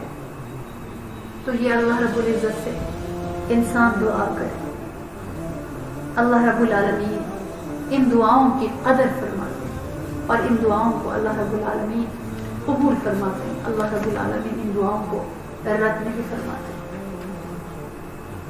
پھر اس کے بعد سعی، جس کو سعی کہا جاتا ہے، صفا اور مروہ، جہاں پہ 7 چکر صفا مروہ کے گرد لگائے جاتے ہیں۔ صفا اور مروہ کے درمیان سعی کرنے والے کی مثال ایسی ہے جیسے کوئی غلام اپنے آقا کی نشست گاہ میں بار بار آئے۔ یعنی ایک آقا ہے، مثال کے طور پر دنیا کا بادشاہ ہے، وہ ایک تخت پر بیٹھا ہوا ہے، وہاں پر کوئی غلام ہے، عقیدت مند غلام ہے، وہ ایک دفعہ حسرت لے کر کوئی درخواست لے کر آتا ہے، پھر لے کر چلا جاتا ہے، پھر آتا ہے، پھر لے کر چلا جاتا ہے، پھر آتا ہے، پھر لے کر چلا جاتا ہے، بار بار آتا ہے، بار بار جاتا ہے اور بار بار اس کو نوازا جاتا ہے۔ تو لہذا وہ بندہ یوں تصور کرے کہ اس کی مثال ایسی ہے جیسے کوئی غلام اپنے آقا کے بیٹھنے کی جگہ پر اس کی خدمت میں بار بار آئے اور اپنے آقا کے اشارے پر ہر خدمت کے لیے وہ تیار بھی رہے، اور اس شخص کی طرح ہے جو بادشاہ کے دربار میں بار بار جائے اور اپنے بارے میں بادشاہ کے حکم کا منتظر رہے، اور دل میں امید کی کشمکش ہو کہ کیا یہ نوازیں گے، کیا یہ دیں گے، کیا یہ عطا کریں گے، چلے پھر چلتا ہوں، چلے پھر چلتا ہوں۔ یہ بالکل ویسی ہی کیفیت ہے، اس کی کیفیت بالکل ویسی ہی۔ صفا اور مروہ کے درمیان 7 چکر لگانا یہاں انسان ففروا الی اللہ کا مصداق بنتا ہے کہ دوڑو اللہ کی طرف، بھاگو اللہ کی طرف، کیونکہ مرد تھوڑا بھاگ کر چلتے ہیں اور عورتیں بھاگتی نہیں ہیں وہاں پہ۔ صفا سے مروہ، پھر مروہ سے صفا، پھر صفا سے مروہ، اللہ اکبر۔ تو سب سے اہم کام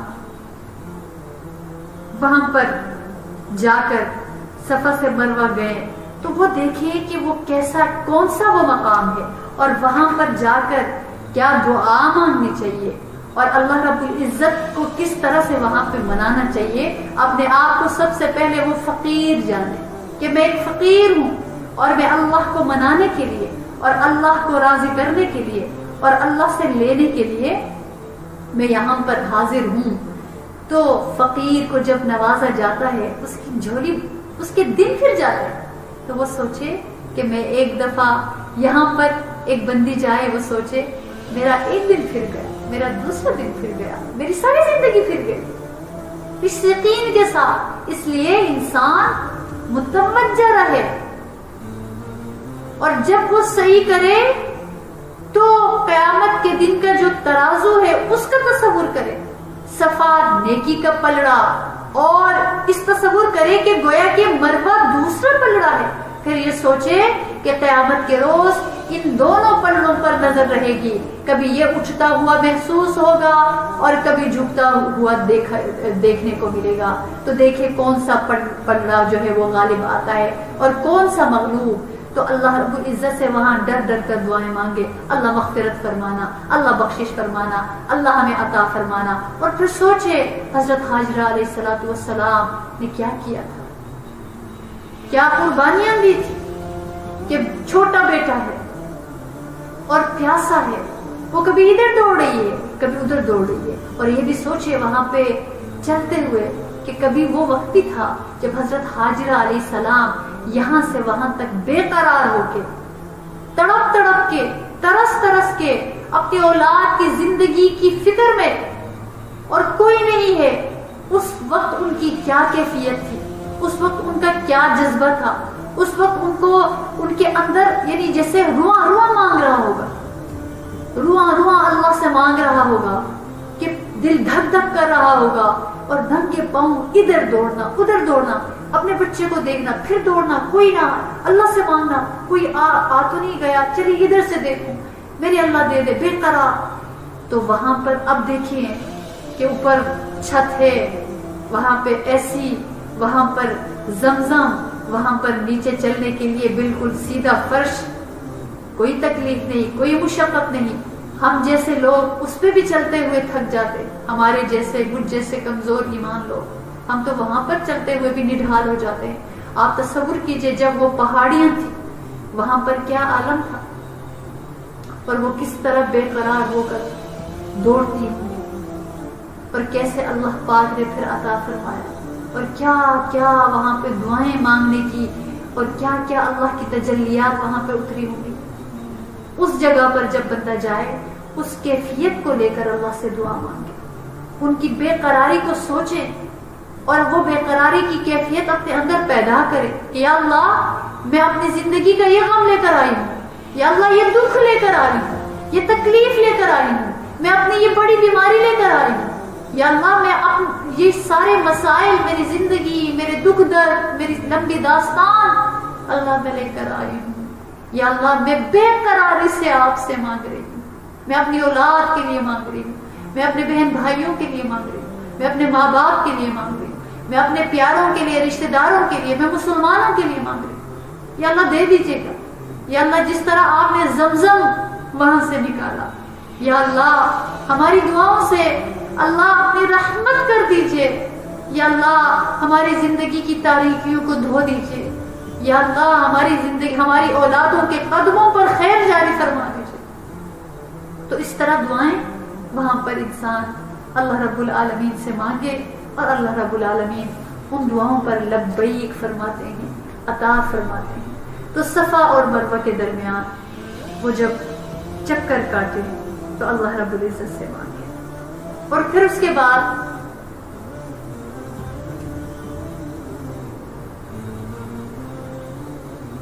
سعی کے بعد عرفات، جو کہ سب سے بڑی جگہ، جس کو کہا جاتا ہے کہ جو عرفات میں جاتا ہے اور وہاں پر ایک مخصوص وقت ہے، اس کے بعد اس کا حج ہو جاتا ہے۔ تو عرفات میں وہ میدان، لوگوں کا وہاں پر ہجوم ہوتا ہے، آوازیں بلند ہوتی ہیں، مختلف زبانیں بولی جاتی ہیں، وہاں پر لوگ اپنے اپنے گروپس میں اپنے ساتھ جو ان کی رہنمائی کرنے والے ان کو ساتھ لے کر آتے ہیں، ان کے ساتھ نظر آتے ہیں۔ یہ منظر میدان قیامت کے منظر سے مشابہ ہے۔ وہاں بھی قومیں اپنے اپنے پیغمبروں کے پیچھے ہوں گی، ہر شخص اپنے نبی کی شفاعت کا منتظر ہوگا، اور اس فکر میں مبتلا ہوگا کہ اس کے حق میں یہ شفاعت قبول کی جائے گی یا نہیں۔ جیسے کہ رسول کریم صلی اللہ علیہ وسلم نے فرمایا کہ قیامت کے روز جب حشر کا میدان ہوگا اور سب کی امت وہاں جمع ہوگی، اور تمام انبیاء کرام علیہ السلام وہاں پر موجود تشریف فرما ہوں گے، اور پھر امت بے تاب ہو کر، بے قرار ہو کر اپنے اپنے نبیوں کے پاس وہ لوگ جائیں گے، لیکن یہ کہ سب سے زیادہ سرخ روح وہ نبی ہوں گے جو رسول کریم صلی اللہ علیہ وسلم ہے، ان کی شفاعت سنی جائے گی، اور ان کا پیغام جو پہنچے گا تو وہ مقبول ہوگا، ان کو جو اللہ کی طرف سے تعریف کا جو ایک نعمت ملے گی، اور اس پر اللہ رب العزت کی رضا عطا ہوگی، اجازت ملے گی، تو امتوں کے اوپر اللہ کرم فرمائیں گے۔ تو لہٰذا وہاں تصور کریں کہ جس طرح وہاں قیامت کے روز قومیں اپنے اپنے پیغمبروں کے پیچھے ہوں گی، ہر شخص اپنے نبی کی شفاعت کا منتظر ہوگا، اور اس فکر میں مبتلا ہوگا کہ اس کے حق میں یہ شفاعت قبول کی جائے گی یا نہیں۔ عجیب اضطرار، عجیب بے چینی، عجیب کیفیت۔ تو حاجی کے دل میں جب میدان قیامت کا خیال آئے گا تو گریا یعنی آہو زاری طاری کر لے اور اللہ تعالیٰ کی طرف لو لگائے، انشاءاللہ کامیاب لوگوں کی جماعت میں اٹھایا جائے گا، اس میدان میں کی ہوئی دعائیں اللہ تعالیٰ مقبول فرمائیں گے، کیونکہ وہ بہت محترم میدان ہے اور وہاں پر ہر وقت اللہ کی رحمت کا نزول رہتا ہے۔ جب یہ لوگ وہاں پر جو جانے والے ہوں گے وہ آہوزاری کرتے ہیں اور دست بدعا ہوتے ہیں، اللہ کے حضور اپنی گردنیں خم کرتے ہیں اور پر امید نگاہوں سے آسمانوں کی طرف دیکھتے ہیں اور آنسو کا فوارہ جاری ہوتا ہے، تو ان کی دعائیں ضائع نہیں کی جاتی بلکہ ان پر وہ رحمت نازل ہوتی ہے جو سب کو ڈھانپ لے۔ اسی وجہ سے علماء فرماتے ہیں بدترین گناہ یہ ہے کہ آدمی عرفات میں پہنچنے کے بعد بھی یہ تصور کرے کہ میری مغفرت نہیں ہوئی۔ اللہ اکبر کبیرہ، وہاں پر پہنچ کر بھی یہ سوچے کہ میری مغفرت نہیں ہوئی تو وہ بدترین گناہ ہے۔ تو اللہ کا کتنا کرم ہے کہ اللہ کا کتنا کرم ہے، رسول کریم صلی اللہ علیہ وسلم کی دعاؤں کا سایہ ہمارے اوپر ہے۔ یہ اللہ کا کرم ہے کہ ہماری زبانوں کا معاملہ ہوتا تو جھوٹی زبانوں سے نکلی ہوئی دعائیں کہاں پر قبول ہونے کی لائق تھی، مگر ہمارے پیارے رسول صلی اللہ علیہ وسلم کے رحمت للعالمین پر قربان جائے کہ آقا صلی اللہ علیہ وسلم نے ایسی دعا مانگی۔ اس لیے حدیث پاک میں آتا ہے کہ اللہ اس بندے سے بہت خفا ہوتے ہیں جو وقوف عرفہ کرے اور پھر یہ سوچے کہ میری مغفرت نہیں ہوئی، یعنی وقوف عرفہ کرنے کے بعد بھی سوچے کہ میری مغفرت نہیں ہوئی، اللہ لازماً مغفرت فرما دیتے ہیں۔ تو اگر کسی کے دروازے پر اتنا بڑا مجمع چلا جائے اور جا کر ایک سکہ مانگے، وہ سکہ دیے بغیر خالی ہاتھ نہیں لٹائے گا۔ یہ لاکھوں کا مجمع، کتنے لاکھ، بہت زیادہ مجمع، تو اللہ کے در پر مانگتے ہیں، اللہ تعالیٰ اتنے لوگوں کو کیسے نہ فرما سکتے ہیں؟ اس لیے عرفات میں جو دعائیں مانگی جاتی ہیں وہ سب کی سب قبول ہو جاتی ہیں۔ دنیا دار بندے کا سکہ دینا مشکل کام ہے، اللہ کے لیے ساری دنیا کے ایمان والوں کو بخش دینا آسان کام۔ حالانکہ سکہ تو کوئی بھی دے سکتا ہے، لیکن پھر بھی دنیا دار بندے کا کسی کو ایک سکہ دینا اس سے بھی مشکل ہے، اور اللہ رب العالمین کے لیے عالمین کے انسان اگر ہوتے سب کو معاف کرنا زیادہ آسان ہے، تو رب العالمین کو منانا چاہیے۔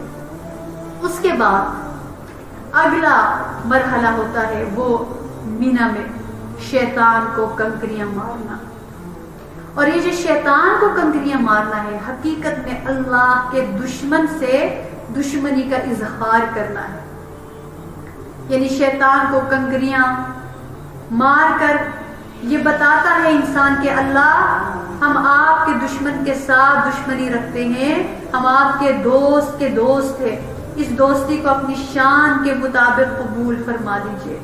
یعنی ازلی دشمن جو ہمارا بھی دشمن، ہمارے آباء و اجداد کا بھی دشمن، ان کے آباء و اجداد کا بھی دشمن، اور وہ دشمن ہے شیطان۔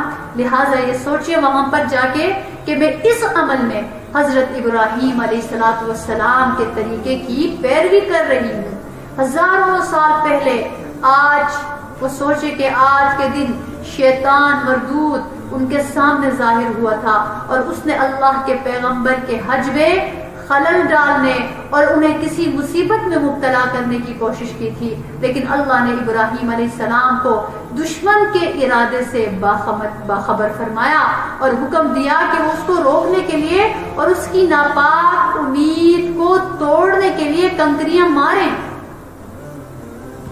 اس لیے بعض کہتے ہیں کہ حضرت ابراہیم علیہ السلام کے سامنے تو شیطان ظاہر ہوا تھا، آپ نے اس لیے کنکریاں ماری تھی، ہمارے سامنے تو شیطان آیا نہیں، پھر ہم کیوں یہ کام کریں؟ تو اس کا یہ جواب ہے کہ یہ شک بھی شیطان کا ہی پیدا کرتا ہے اور وہی دلوں میں یہ بات ڈال دیتا ہے کہ تم اس بیکار اور لخ کام میں مت پڑو، کہ اس طرح وہ تمہیں تمہارے یعنی انسان کو اس کے ارادے سے پھیر دیتا ہے کہ انسان دیکھتا ہے کہ وہاں کوئی نہیں ہے اور یوں پتھر مار رہا ہے، یوں کنکری پھینک رہا ہے، یوں کنکری پھیر رہا ہے، انسان کی سمجھ میں وہ بات آتی نہیں ہے، لیکن یہ اللہ کا حکم ہے، ابراہیم علیہ السلام کا طریقہ ہے، اللہ کے رسول صلی اللہ علیہ وسلم نے اس طریقے کو جاری فرمایا اور اسی کو عبادت بنایا. تو یہ تصور کرے کہ شیطان ہمارے سامنے ہے گویا کہ اور ہم اسے اپنے پاس سے بھگا رہے ہیں. اگرچہ کنکریاں بظاہر زمین پر گر رہی ہیں لیکن حقیقت میں شیطان کے منہ پر پڑ رہی ہیں اور اس کی کمر توڑ رہی ہے. شیطان کی توہین اسی میں ہے کہ اللہ کے اس حکم کی تعمیل کی جائے جس میں نفس اور عقل کو کوئی دخل نہیں ہے. ہم یہ نہیں کہہ سکتے کہ جی ہمیں یہ بات سمجھ آ جائے گی اور تو اسی طرح سے ہوگا، ہمیں اس کی وہ بات سمجھ نہیں آئے گی. لیکن اللہ رب العزت کا حکم ہے اور وہاں پر دعا اللہ سے مانگے کہ رب کریم شیطان نے ہمیں برباد کر دیا ہے. یا اللہ، شیطان ہمارے نفس کے بھیدی بن کر، نفس شیطان کے بھیدی بن کر ان دونوں نے ہمیں برباد کر دیا. کتنی دفعہ اس نفس نے اور شیطان نے آپ کی نظروں سے گرایا، اس شیطان نے کتنی دفعہ ہمیں شرمندہ کر دیا، کتنی دفعہ آپ کے ذکر سے غافل کر دیا، کتنی دفعہ یہ تعویلیں لے لے کر ہمارے پاس آتا رہا، کتنی دفعہ یہ ہمیں سمجھاتا رہا کہ کتنی دفعہ نمازوں سے غافل کرتا رہا. اور کہاں کہاں یہ شیطان رکاوٹ بن کر آتا ہے. یا اللہ، یہ شیطان ہے، یہ دنیا میدان جنگ ہے اور میرا اس شیطان کے ساتھ جنگ ہے. اللہ میں یہ جنگ نہیں جیت سکتا، اللہ میں یہ جنگ نہیں جیت سکتی. اللہ آپ کے ہاتھ میں ہے. اللہ میں آپ کی بڑائی کا اعتراف کرتے ہوئے یا اللہ اس شیطان کی ظلمتوں سے، اللہ اس شیطان کے وسوسوں سے، اس شیطان کے بہکانے سے پناہ مانگتی ہوں. اے رب کریم، میں اس سے بیزاری کا اظہار کرتی ہوں اور میں اس کو دور بھگا رہی ہوں. اللہ شیطان کے فتنوں سے میری زندگی کو بچا لیجئے، میری عبادتوں کو بچا لیجئے، میرے کردار کو بچا لیجئے، میری دنیا کو بچا لیجئے. اور خاص طور پر اے رب کریم، میں نے سنا ہے جب آخری وقت آتا ہے شیطان پاس آتا ہے اور آ کر کلمہ بھلا دیتا ہے، ورغلاتا ہے، وسوسے ڈالتا ہے اور وہ جو آخری وقت ہے اس میں کلمے سے محروم کر کے دنیا سے بھیجتا ہے. اے کریم مولا، آپ سے درخواست ہے میں اس عمل کو کرنے کے لیے، آپ کے ابراہیم علیہ السلام کی سنت پر عمل کرنے کے لیے، آپ کے محبوب صلی اللہ علیہ وسلم کی سنت پر عمل کرنے کے لیے، آپ کے حکم کی بجا آوری کے لیے میں یہاں پر حاضر ہوں اور اس پر کنکر مار رہی ہوں اس برات کا اظہار کرنے کے لیے. یا اللہ، میں بیزار ہوں شیطان سے، میں برات کا اظہار کرتی ہوں. اے میرے مولا، آپ سے درخواست ہے آپ بدلے میں جب آخری وقت آئے مجھے شیطان کے فتنے سے بچا لینا، مجھے شیطان کے حملے سے بچا لینا. یا اللہ، شیطان کے ورغلانے سے بچا لینا، میرا ایمان سلامت رکھنا، میرا کلمہ سلامت رکھنا، میرے ارد گرد اچھے لوگوں کو کھڑا کرنا جو مجھے کلمے کی تلقین کریں، جو مجھے کلمہ یاد دلائے اور میں ایمان کی سلامتی کے ساتھ آپ کو منہ دکھاؤں، آپ کے سامنے حاضر ہو جاؤں. تو لہٰذا یہاں پہ انسان اللہ رب العالمین سے یہ دعا کرتا ہے. اس کے بعد پھر قربانی کی جاتی. تو حقیقت میں وہ انسان شیطان کو تو مار دیا، اب باری ہے نفس کی. جب انسان قربانی کرتا ہے وہ یہاں کرے کہ وہاں کرے، خواہشات کی قربانی کی جاتی ہے. اصل میں ظاہر انسان جانور پر چھری پھیرتا ہے اور حقیقت میں اپنے نفس کو ذبح کرتا ہے. حقیقت میں وہ اپنے نفس کو ذبح کرتا ہے.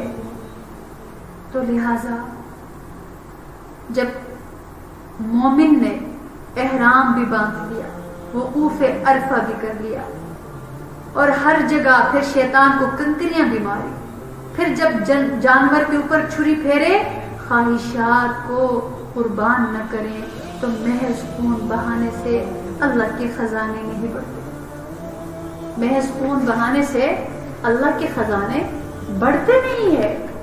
خون کتنے بہائے جاتے ہیں، صرف خون بہانا تو مقصد نہیں ہے. اصل اس کے پیچھے خون بہانے سے اللہ کے خزانے نہیں بڑھتے نہ کم ہوتے، مقصد کچھ اور ہے، وہ ہم نفس کو قربان کریں. ابراہیم علیہ السلام کے واقعے پر اگر غور کرے تو یہی نظر آتا ہے کہ اپنے بیٹے کو پہلے لٹا دیا اور پھر جانور آ گیا.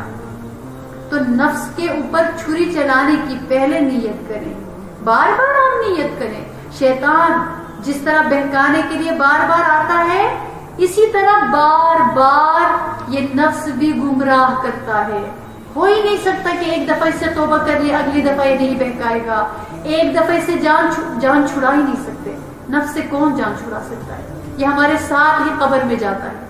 تو لہٰذا اس کا علاج اس کے اوپر پاؤں رکھنا ہوتا ہے، اس کی خواہشات کو، اس کی من مانیوں کو نہیں ماننا ہوتا ہے، اور جو یہ کہے اس کے ورغلانے پہ نہیں آنا ہوتا ہے. تو ہر سال اللہ تعالیٰ قربانی کے ذریعے سے ہمیں یہ سبق دیتے ہیں کہ میرے بندے، تم نے اپنا پیسہ نکالا، تم جانور خریدنے گئے، اس کو پالا، اس سے محبت ہو گئی، پھر اس کے اوپر چھری چلائی. تو یہ سارا مقصود نہیں ہے، مقصود میرے لیے خون بہانا ہے اور اصل میں اپنے نفس کو قربان کرنا ہے کہ نفس میں کیا کیا جذبات ہیں، کیا کیا خواہشات ہیں، اور ہمیں کہاں کہاں رسوا کرتی ہیں وہ خواہشات، کہاں کہاں ہمیں ورغلاتے ہیں وہ جذبات، کہاں کہاں ہم بہک جاتے ہیں، ہم بھٹک جاتے ہیں، اللہ آپ کی نظروں سے ہی گر جاتے ہیں، اللہ آپ کے فرشتوں کی نظروں سے گر جاتے ہیں، اور کتنی دفعہ ہم انسانوں کی نگاہوں سے گر جاتے ہیں.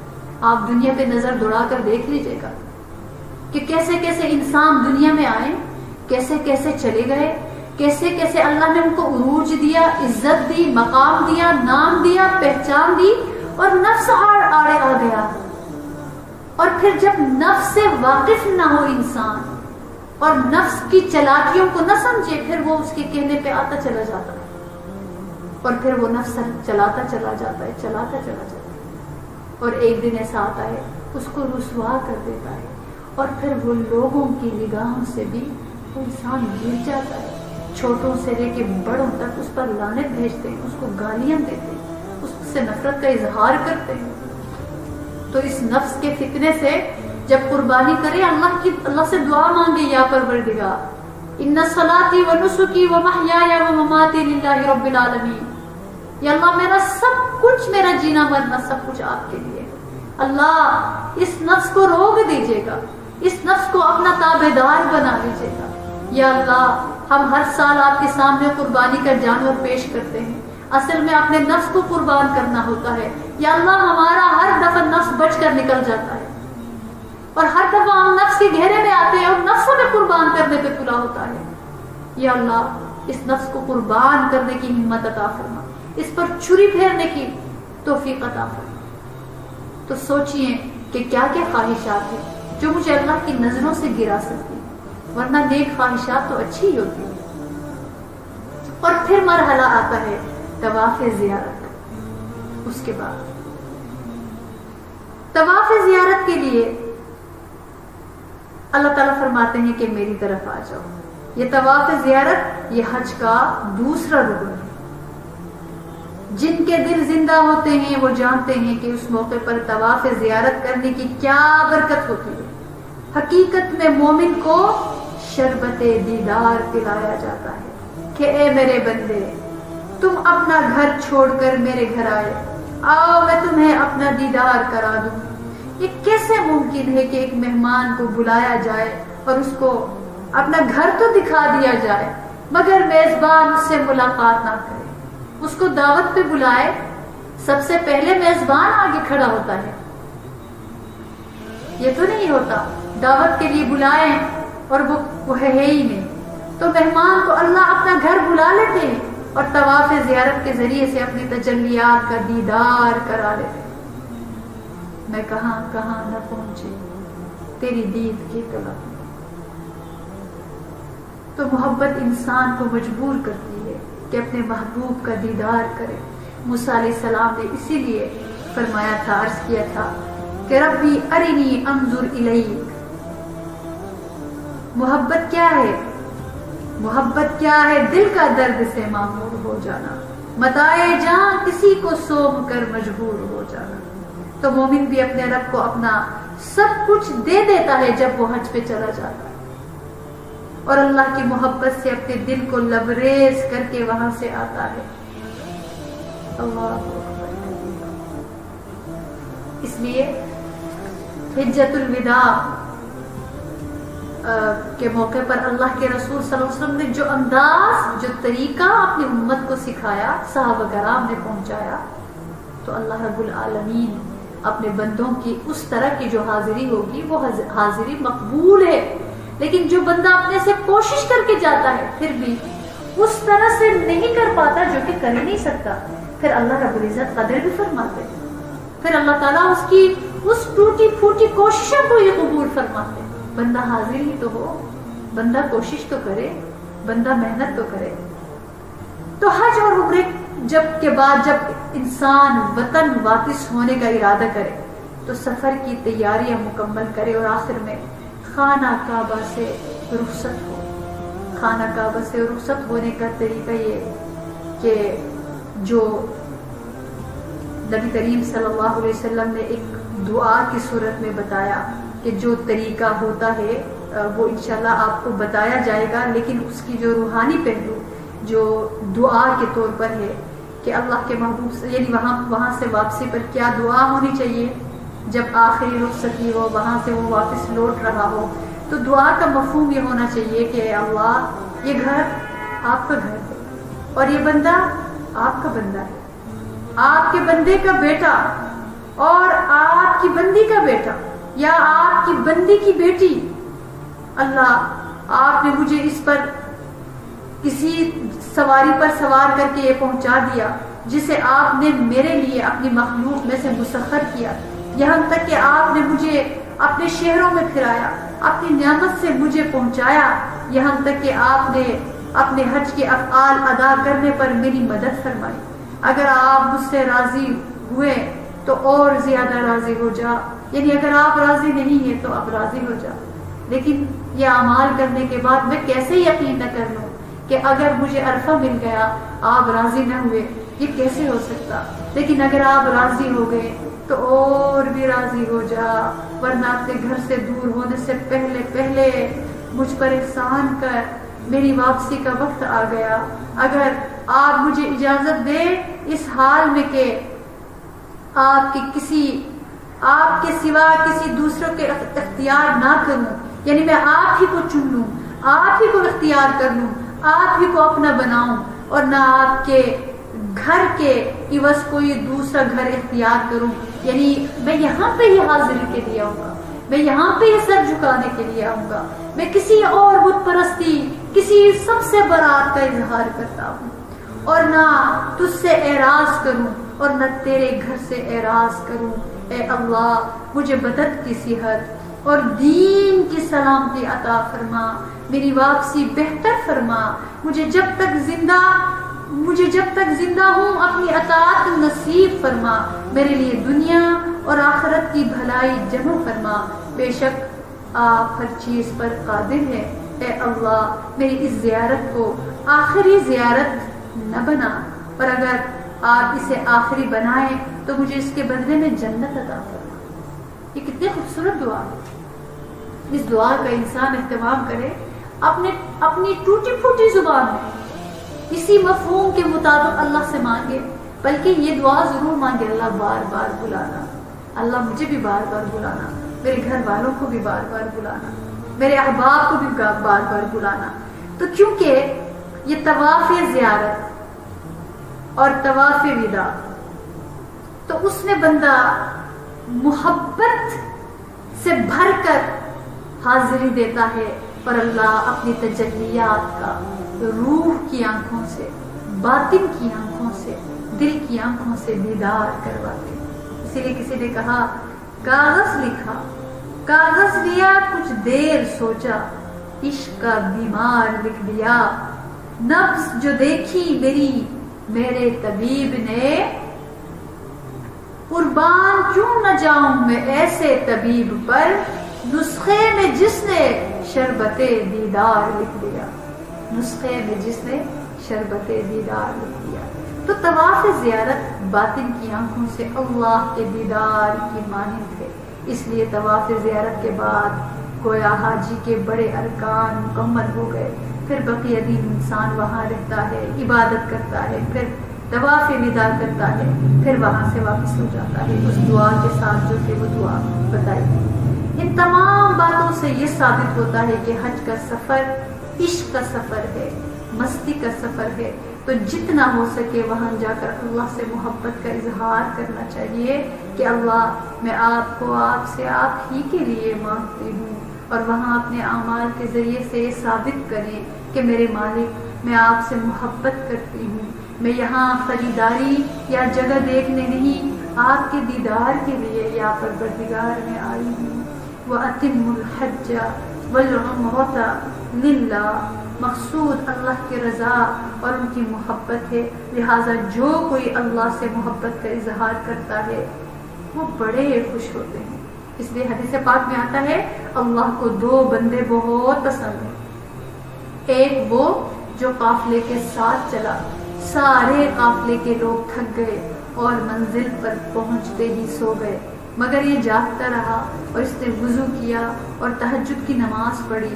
اللہ فرشتوں کو خوش ہو کر دکھاتے ہیں کہ میرے بندے کو دیکھو، یہ بھی تھکا ہوا تھا مگر اس نے اپنی تھکاوٹ کو برداشت کیا، میری محبت نے اس کو جگایا، دیکھو یہ اس وقت عبادت میں مصروف ہے. ایک اس بندے سے اللہ خوش ہوتے.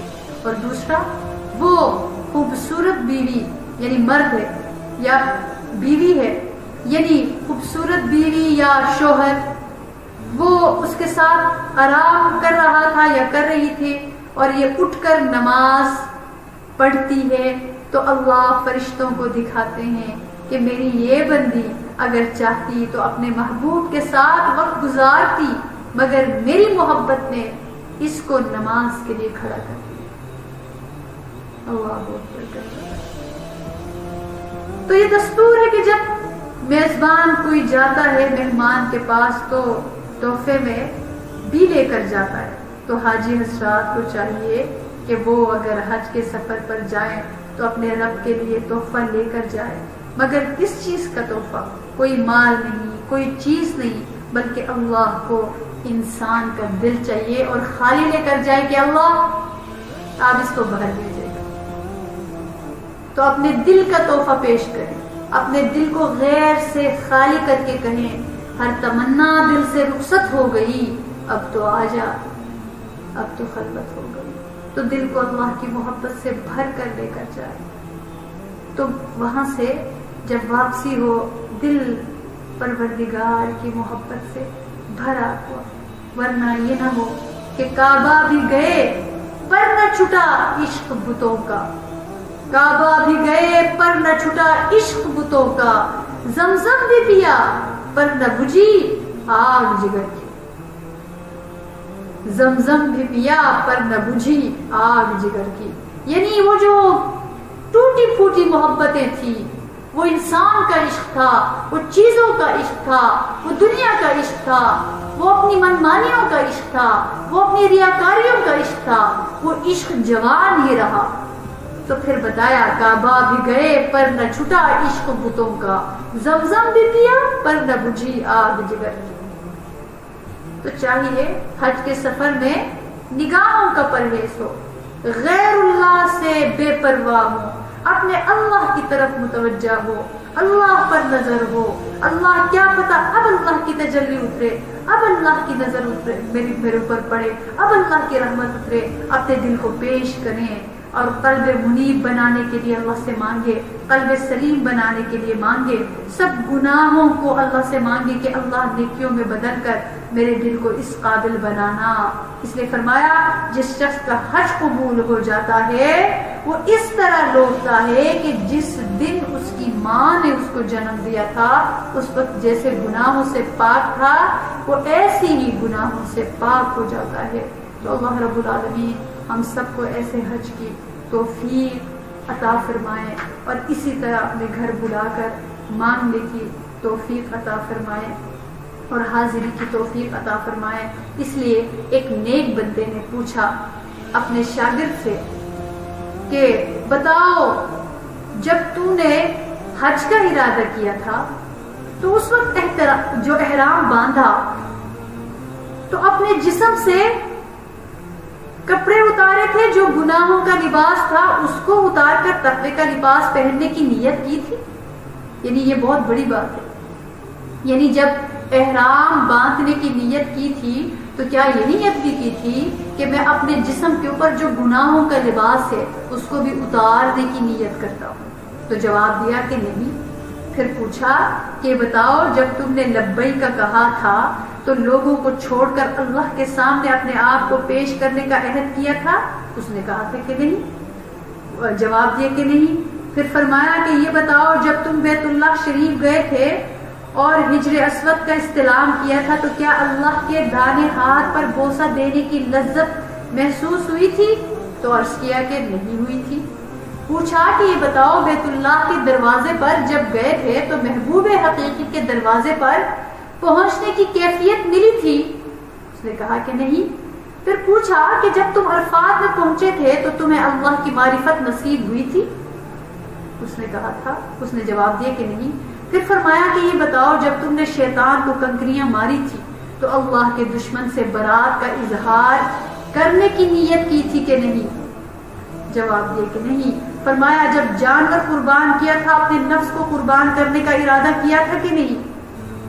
تو عرض کیا کہ نہیں۔ فرمایا جب تم نے طواف زیارت کیا اللہ کی تجلیات کی زیارت نصیب ہوئی تھی اور اپنی باطن کی آنکھوں سے دیکھا تھا کہ اس دن تمام باتوں کا جواب یعنی مجھے اللہ رب العالمین کی طرف سے وہ کیفیت مل گئی اور اللہ رب العالمین نے میری طرف تجلی کی نگاہ ڈالی اور اپنی تجلیات کی زیارت کروائی تو کیا یہ نیت ہوئی تھی کہ نہیں ہوئی تھی؟ تو جواب دیا کہ نہیں ہوئی تھی۔ تو اس پر جو ہے فرمایا کہ اگر تمہیں کچھ بھی یہ ان تمام اعمال میں سے محسوس نہیں ہوا، کیفیت محسوس نہیں ہوئی تو گویا تم نے حج ہی نہیں کیا، تو میرے بھائی اگلے سال دوبارہ حج کر کے آنا۔ اس کا مطلب یہ نہیں ہے کہ حج نہیں ہوا، یعنی حج کا جو بہت بڑا مقصد ہے اس کی روح کو حاصل کرنا، اپنے آپ کو گناہوں سے پاک کرنا، اپنے نفس کے قبلے کو درست کرنا، شیطان سے برات کا اظہار کرنا، اپنے لباس کو صحیح کرنا وہاں سے آنے کے بعد، اپنے اخلاق کو سنوارنا وہاں سے آنے کے بعد، اپنی نظروں کی حفاظت کا خیال رکھنا وہاں سے آنے کے بعد، کیونکہ پہلے زمانوں میں لوگ حج کی تعداد سے انسان کی بزرگی کا اندازہ لگایا کرتے تھے، لیکن آج گنتی کی جاتی ہے کہ اتنی مرتبہ حج ہوا ہے، بس صرف حج ہوا ہے۔ اور اللہ توفیق دے، کرنا چاہیے، بار بار جانا چاہیے۔ اللہ جن جن کو توفیق دے، ایک دفعہ فرض ہے اس کے بعد وہ نفلی حج کرنے کے لیے بھی جا سکتا ہے، عمرے کے لیے بھی، لیکن وہاں سے جب لوٹتا ہے تو ایسا تو نہیں ہے جیسے ہم ایک لباس ایک جگہ لٹکا دیا اور آ کر دوبارہ اس لباس کو پہن دیا، ایسی کیفیت نہیں ہونی چاہیے۔ ہم جب جائیں تو اور تھے، جب آئیں تو اور ہو جائے، یہ نہیں کہ ہماری شکل بدل جائے گی، یہ ہوگا ہمارا باطن بدل جائے، ہمارا باطن بدلنا چاہیے، ہماری کیفیت بدلنی چاہیے، ہمارے جذبات بدلنے چاہیے اور ہماری زندگی کا رخ کچھ اور ہو۔ اپنے بچوں کے بارے میں نیک سوچیں، وہاں سے آ کر اپنے بچوں کے لیے نیک نیت کر کے آئیں، نیک فیصلہ کریں کہ ہم اپنے بچوں کو آخرت کے لیے تیار کریں گے۔ آج بچوں کی کتنی غفلت کی زندگی ہے۔ الحمدللہ ہم کوشش کرتے ہیں ازہر اسلامک انسٹیٹیوٹ میں کہ گرمی میں جب بچوں کی چھٹیاں ہوتی ہیں ان کے لیے سمر کیمپ رکھا جاتا ہے، شارٹ کورسز کے ذریعے سے ان کو سکھایا جاتا ہے، بتایا جاتا ہے اللہ سے تعلق جوڑنے کا طریقہ، رسول اللہ صلی اللہ علیہ وسلم سے تعلق جوڑنے کا طریقہ۔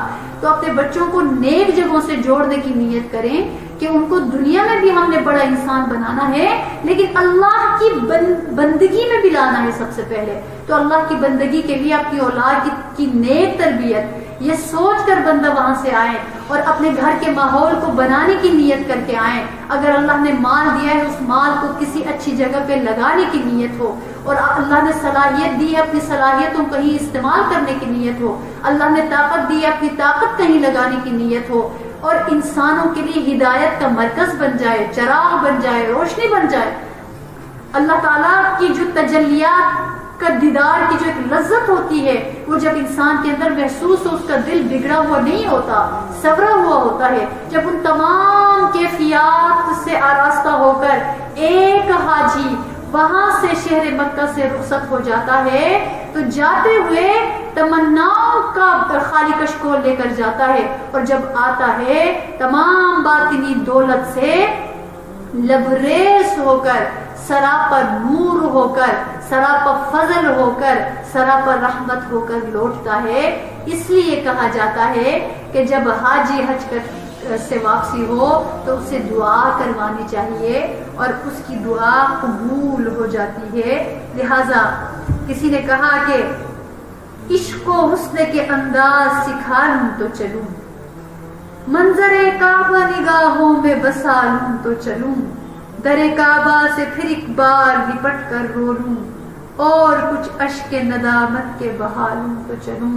تو وہاں سے اشک ندامت بھی بہا کر آئیں اور اللہ سے اللہ کو مانگ کر بھی آئیں، اپنی زندگی کو بدلنے کی نیت کر بھی آئیں۔ اللہ رب العالمین ہمیں حج مبرور کرنے کی توفیق عطا فرمائیں، اور جب ہم حج کریں اللہ رب العالمین اپنے ملک، اپنے وطن جب آئیں، وہاں کی زندگی سنور جائے، نکھر جائے اور آراستہ ہو جائے، اور ہم راحت جان بن جائے، اور ہم دوسروں کے لیے ہدایت کا چراغ بن جائے۔ ہمیں دیکھ کر لوگ دعائیں مانگے کہ یہ حج کر کے آیا ہے، یہ حج کر کے آئے ہیں، ہم بھی جائیں گے، ہم بھی بدل کر آئیں گے، ہم بھی پیسے جمع کریں گے، ہم بھی اللہ سے مانگیں گے کہ ہمیں بھی بلا، اور رشک ہو کہ وہاں پر جا کر انسان بدل جاتا ہے۔ تو جب وہاں سے آ کر انسان بدلتا ہوا نظر آئے، لوگ اس سے ہدایت حاصل کرتے ہیں، وہاں لوگ کہتے ہیں یہ وہاں سے آیا ہے لیکن اس کا اندر تو ایسا ہی رہ گیا ہے۔ تو اللہ رب العالمین ہمیں سر سے لے کے پاؤں تک بدلنے کی توفیق عطا فرمائیں، اور اللہ تعالیٰ جو نہ جا سکے ان کو وہاں کی برکتیں اور حج کا ثواب اور ان عبادات کی کیفیات اور وہاں کی دعاؤں کی قبولیت نصیب فرمائیں، اور رب العالمین ہماری اس مجلس کو قبول فرمائیں اور اس حاضری کو قبول فرمائیں۔ جو باتیں، جو غفلتیں اور جو اللہ کے نام لیتے ہوئے، اللہ کے رسول محترم صلی اللہ علیہ وسلم کے نام پاک کو لیتے ہوئے بے ادبیاں ہوئی، اللہ معاف فرمائے، اللہ رب العالمین معاف فرمائے، اور اللہ تعالیٰ راضی ہو جائے اسی ٹوٹے پھوٹے عمل پہ اور اس کوشش پہ، اور اللہ پاک ہم سب سے راضی ہو جائے، ہم سب کو قبول فرمائے اور ہم سب کو اپنے نیک بندوں میں شامل فرمائیں۔ آمین یا رب العالمین۔ سبحان ربک رب العزت عما یصفون وسلام علی المرسلین والحمد للہ رب العالمین۔ السلام علیکم ورحمۃ اللہ وبرکاتہ۔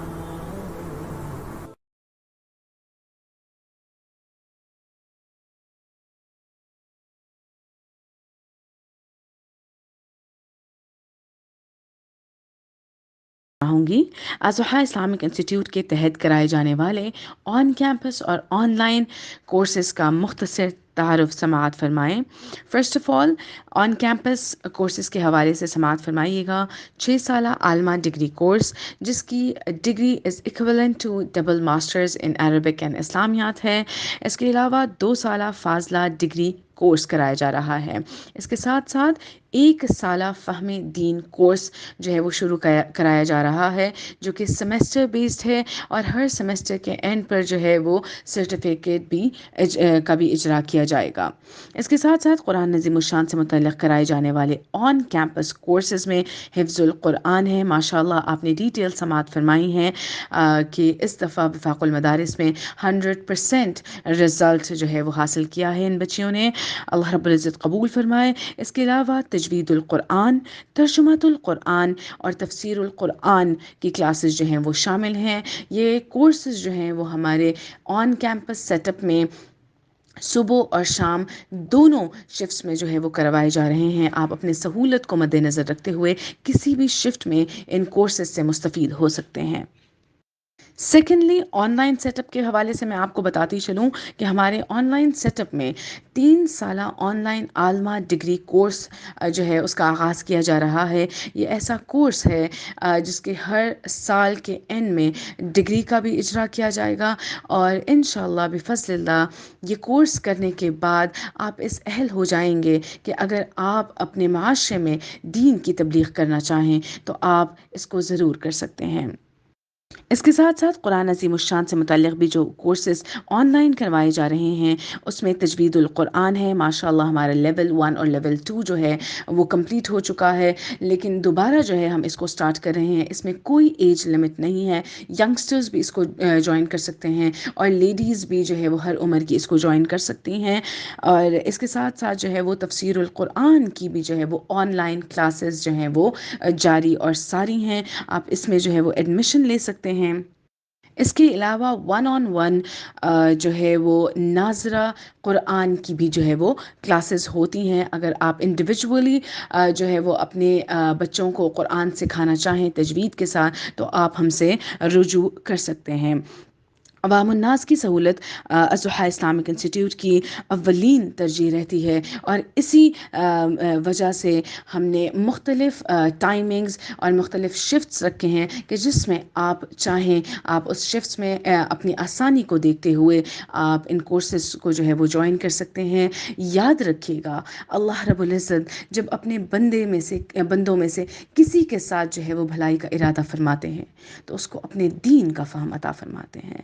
تو کوشش کیجئے جہاں آپ دور قرآن کے ذریعے اللہ رب العزت کے ساتھ جڑے اور آپ نے اللہ رب العزت کا قرب حاصل کیا، اس رشتے کو نہ توڑیے گا، اس رشتے کو آگے بڑھائیے. اور ان کورسز میں سے کسی بھی کورس میں آپ خود بھی جڑیے اور اپنی اولادوں کو بھی جو ہے وہ ان کورسز سے جوڑیے اور اپنے لیے جو ہے وہ صدقہ جاریہ اور روز محشر شفاعت کا ذریعہ بنائیے. جزاکم اللہ خیر. السلام علیکم ورحمۃ اللہ وبرکاتہ.